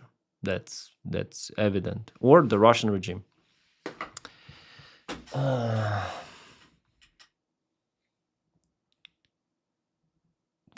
This I cannot. Tent, place, rent, Swiss. Home to go. We have sponsored. Rent camping equipment. Tent rental and event installations. That's not.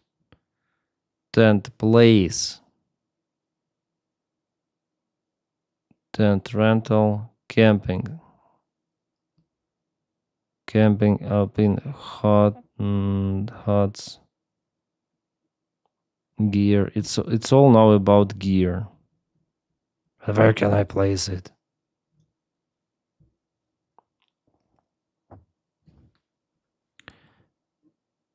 Tent campsites in Switzerland. Yeah, finally. Freaking final. What? So then I saw UK, I say, what? Okay, with the tent, I think it's gonna work. Somewhere near Zurich, please. Why in Bern there is nothing? There are so wonderful places. Maybe you cannot tent there. Tent, camp. And I don't want to sit with the cars. I need some private space. Someone's private freaking tent to rent. Yeah. Doesn't work. Okay, home to go, you tell me, yeah.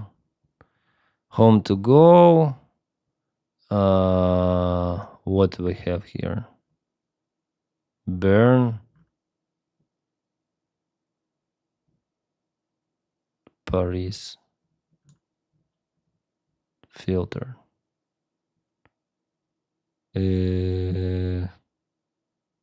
No, it's different, yeah? Or no?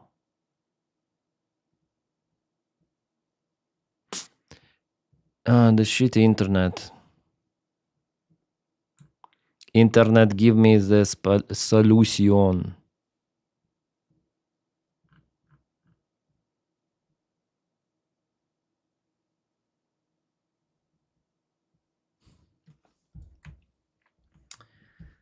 Okay, give me please the website where I can rent the place for my tent. Let's do it very basic. The place for the tent, some private area.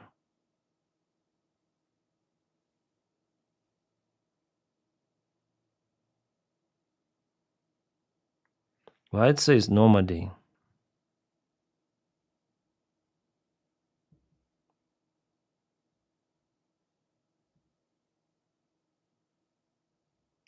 I think after all it's Normandy, yeah?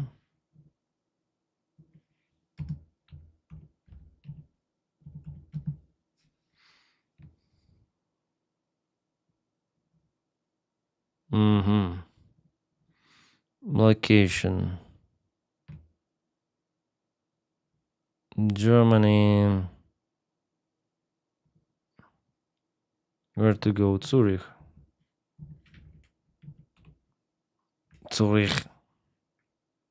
Travel dates, let's say those dates.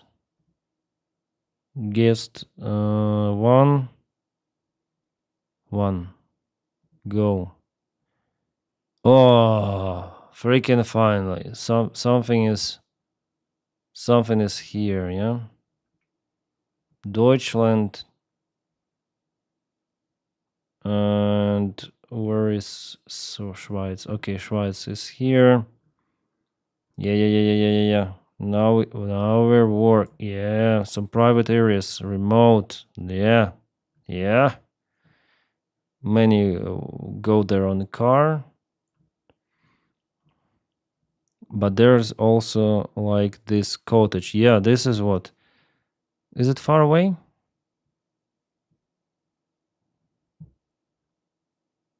Oh, I think I checked it out on different website. It's not interesting. What is this? Hotel Zwergerhaus. Zwergenhaus. It is the same area, just a different house.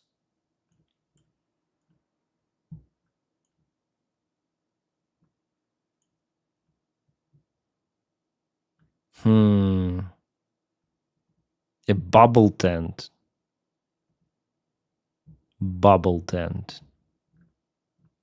Interessant. Try tent campground. Massive bomb farm. What? Rave camping was the best. We had places way out the way. Yeah. In Switzerland, you cannot put your tent just like that in a forest. Just above the tree line above, and it's 1,000, usually 1,800 meters, something like that. Very high. And now it's kind of cold. But you can only put, like, if you check out the mountains, yeah, there is some the snow usually starts there at this time of the year. You can place there the tent in public places, yeah, but this is the good picture illustrates. So the forest line goes, and after it, if the trees are not growing, yeah, you can put the tent somewhere there. But just imagine, yeah, putting the tent there. 105. Maybe it's for 3 days, which I put, yeah. This is the place for the camping. But in Switzerland, sometimes forest is being owned by private, like it's in a private property, some areas, and they may rent the place for your tent. Yeah, that's the only way out to put it, I guess, in the forest.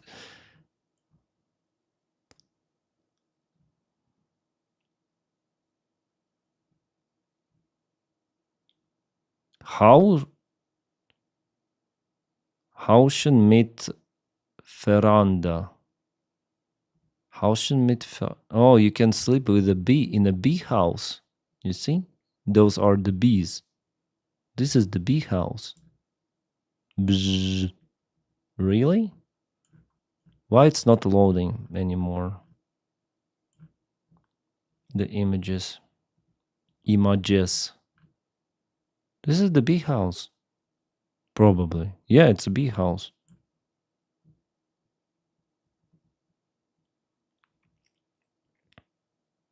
Bubble tents are for exhibitionists. Yeah, they're seated near where cabins there. Yeah. You see, it's like this bubble tent also. This is pretty much closed, I would say. Or not. No, it's open. Yeah, definitely for exhibitionists. I don't like that stuff, but maybe I never slept in the one. Maybe it's some unique experience. I don't know. Campion beim Husli.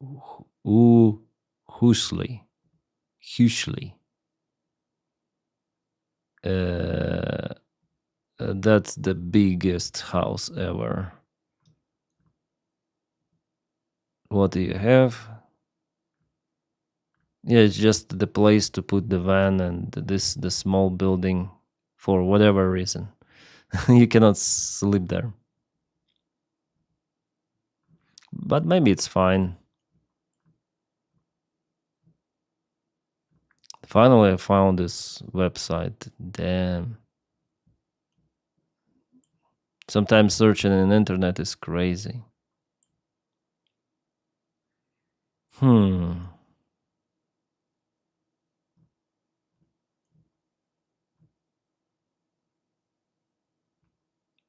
I find some, like, I don't see any interesting stuff. Yeah, maybe just, some area to put the tent. There is the building even. Why is it loading so slow? Is my internet connection okay? Looks too nice, yeah. And you see there are cars, no, it's like not the remote area. Absolutely. For 23 euros, a camping site somewhere close to the house in someone's backyard. Oh, jeez. No. No.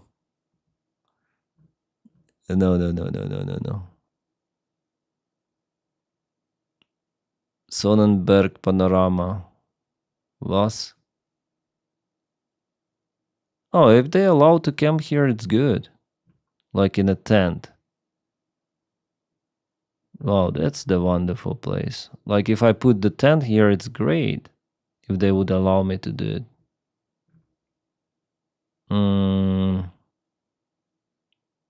With views to the back forest.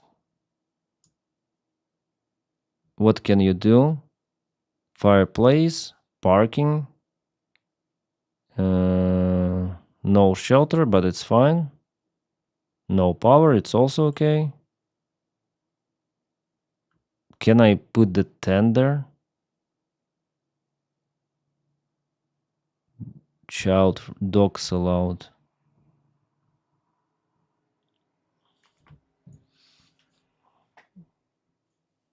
Snail house fontaine. A private fire pit is available.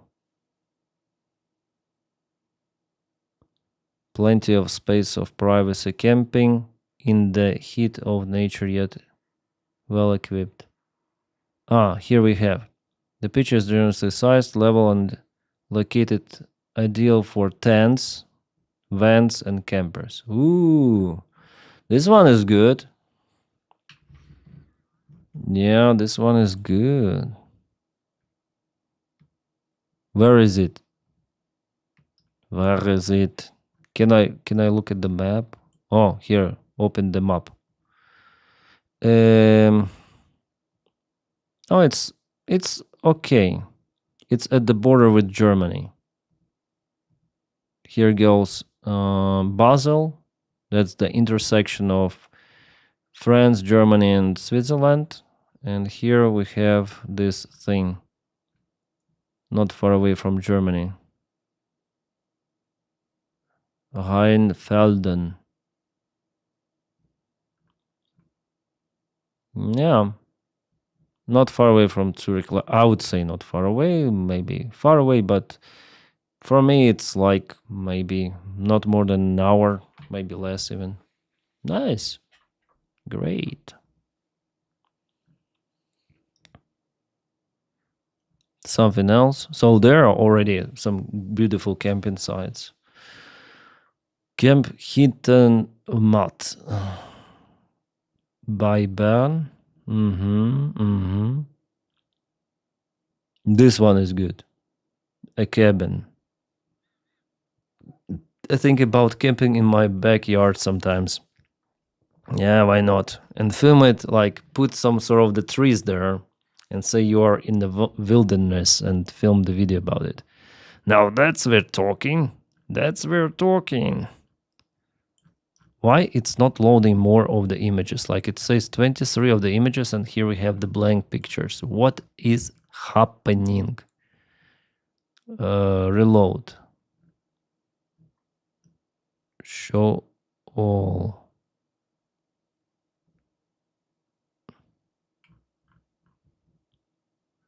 This is a nice house.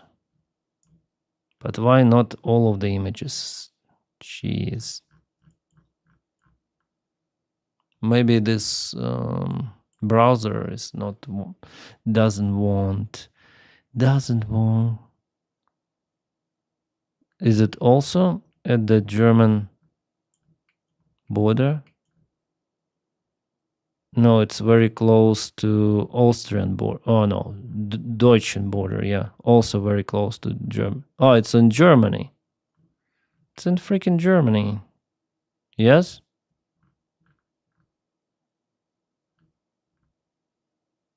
Maybe yes. Strange.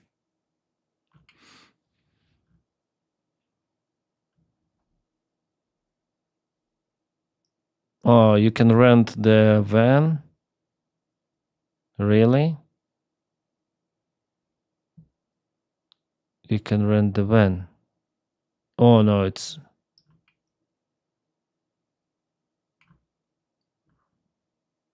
just camp somewhere in the farm.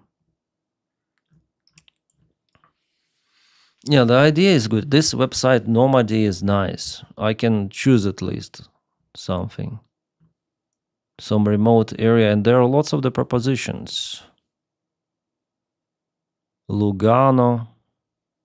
It's the southern Switzerland. Or Jurta. Jurte. Or Jurte. Really? Whoa.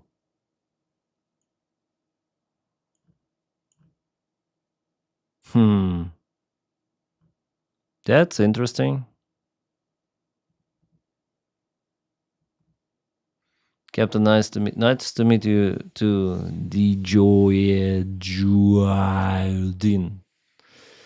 with your nickname. I see yurts. Yeah, yurts are nice. We used to sleep in backyard tent all the time. Oh, nice. I always like camping. I slept not many times in a tent, but I like it all the time.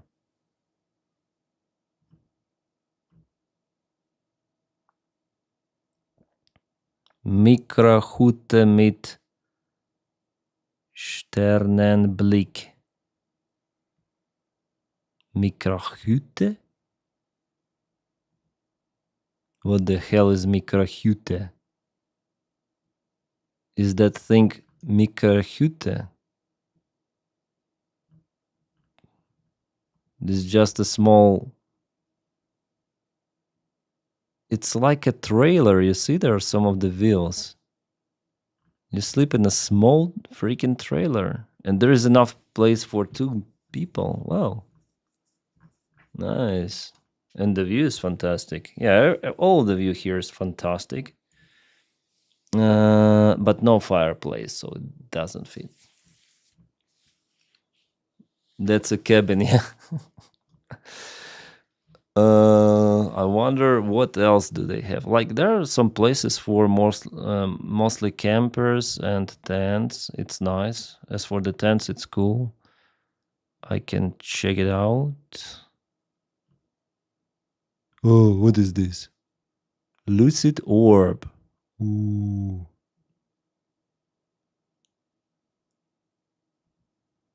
Wow.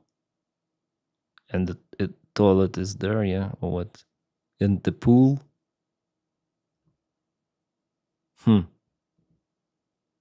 Lucid orb. People are, it's their small business, yeah, to rent those kind of that stuff here.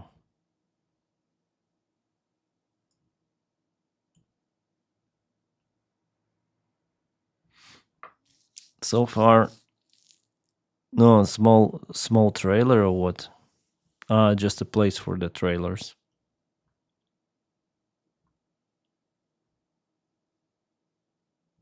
Ekeambach. What? You live in a car? You live in a car? Or what? In this car? Are you looking for tranquil nature-filled spot? This is idyllic place. No, it's someone's car. A truck, not a car, it's truck.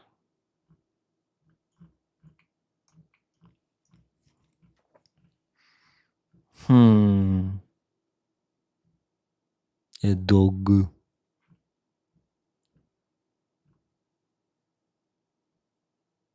Yeah, maybe I should go like to the very wild areas.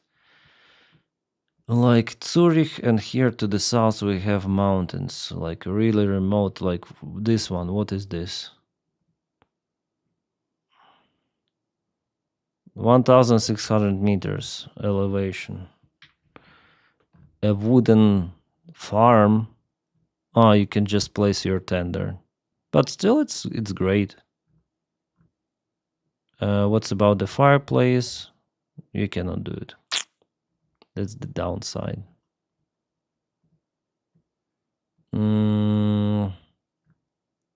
Where is Zurich? Okay, let's go. The Alps are going here. It's too much. Maybe here. What is this? That's the village. That's the whole village. And there are lots of the cars. No, it's not good. Not a good area. Not a good area. Oh, this is beautiful area of Wallensee. Here are also like big mountains. Oh, if we zoom in, there are lots of the new things. Yeah, it's kind of populated area here. But what's about this across the Wallensee? Also lots of the buildings. And this also mountainous area. Saint-Isblick.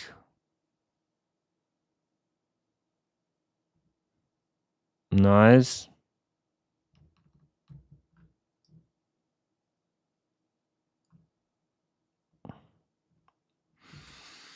Mountain region of camp boasts and breaking views on Santis. Santis is the big mountain.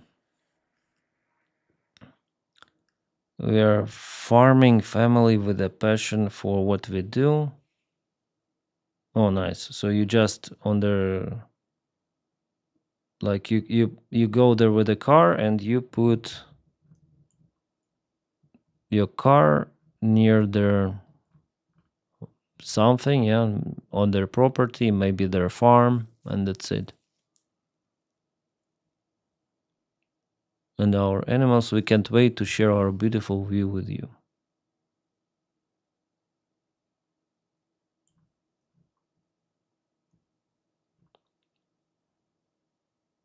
That's nice location, but I don't know if I can make it on my feet. But the location is nice, yeah, and not that expensive. Maybe here also. Well, there are not many mountains, but here, Hofliebe, no. And it's already Austria here. Liechtenstein is here. Let's check out right at the Liechtenstein border. Old Swiss farmhouse.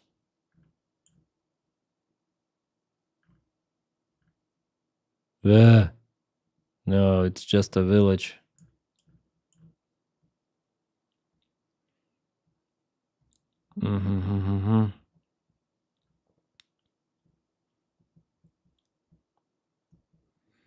Yeah, in mountains there are not many locations, like really in the mountains.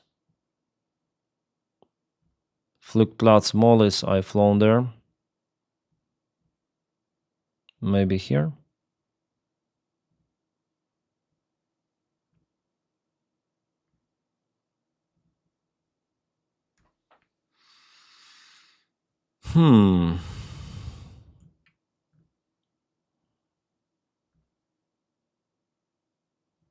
Yeah, just a farmhouse. You can rent the place. That's it. No, that mountain farm, that's nice. Yeah, but isn't cold this time of the year to the tent. I think with a good sleeping bag, it's okay. I saw how what outdoor boys did it, so I can do it myself.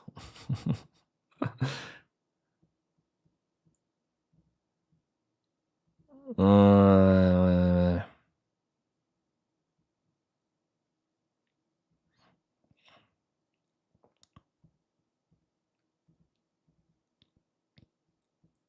yeah, here are already no mountains.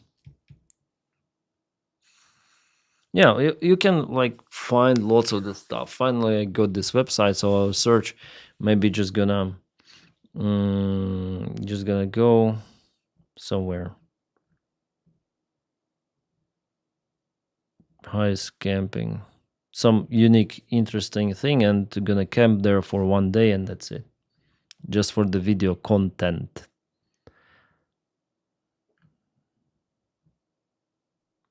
Yeah, in Switzerland you cannot just make the fire. You can do it, but sorry, you cannot put the tent, but you can make a fire. But the condition that you should not leave any sort of the trace behind. No any trace, absolutely. It's so odd for me that Europeans can travel to another country by car in a couple of hours. Yeah, like in America, people travel between states, but some states are damn huge. You can do it then.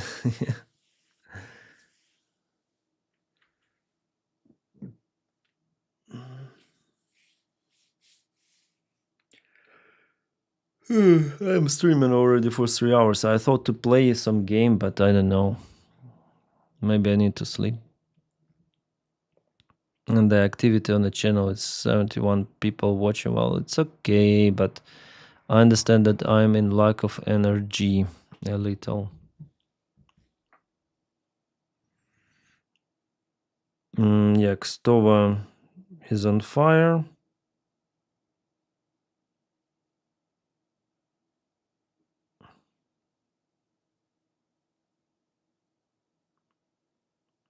Something else. Yeah, Kstova, lots of the videos from the Kstova chemical factory that is producing some sort of the weapons, ammunition for Russians.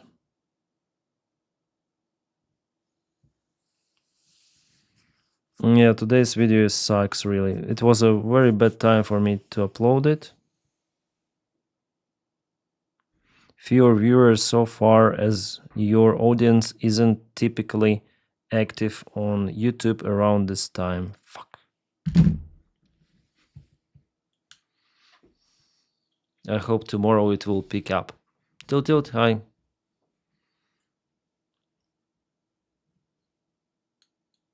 Take nothing but photos, leave nothing but footprints. Yeah, it's like their policy. And it is also kind of restrictive for off-road, so you cannot go with off-road motorcycles here. Everywhere you will see the sign, it's forbidden to go on cars or motorcycles, and even on like there is the category of the transport which are like mopeds or powerful electrical bikes. You cannot also go on there in a forest. It's forbidden. So people usually go to nearby countries like France. I also did like that. I went to France, and there you can go elsewhere. It's the free country, France. I mean, free almost completely, yeah.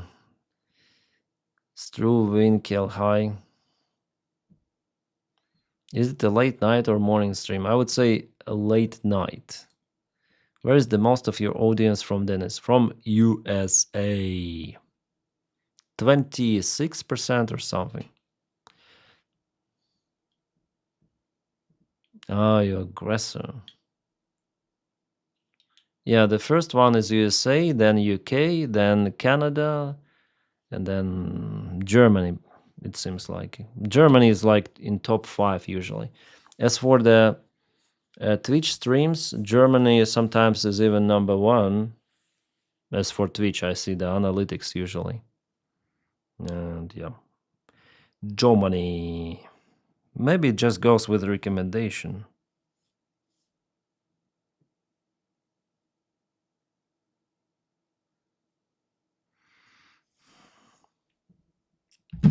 Oh, it's 5:31. Yeah, guys, I need to go sleep. Thank you so much for being with me. Have so many ideas for everything and also for the streams. I need to sleep, I guess. Try to do something with my schedule. Ciao, guys. You're awesome.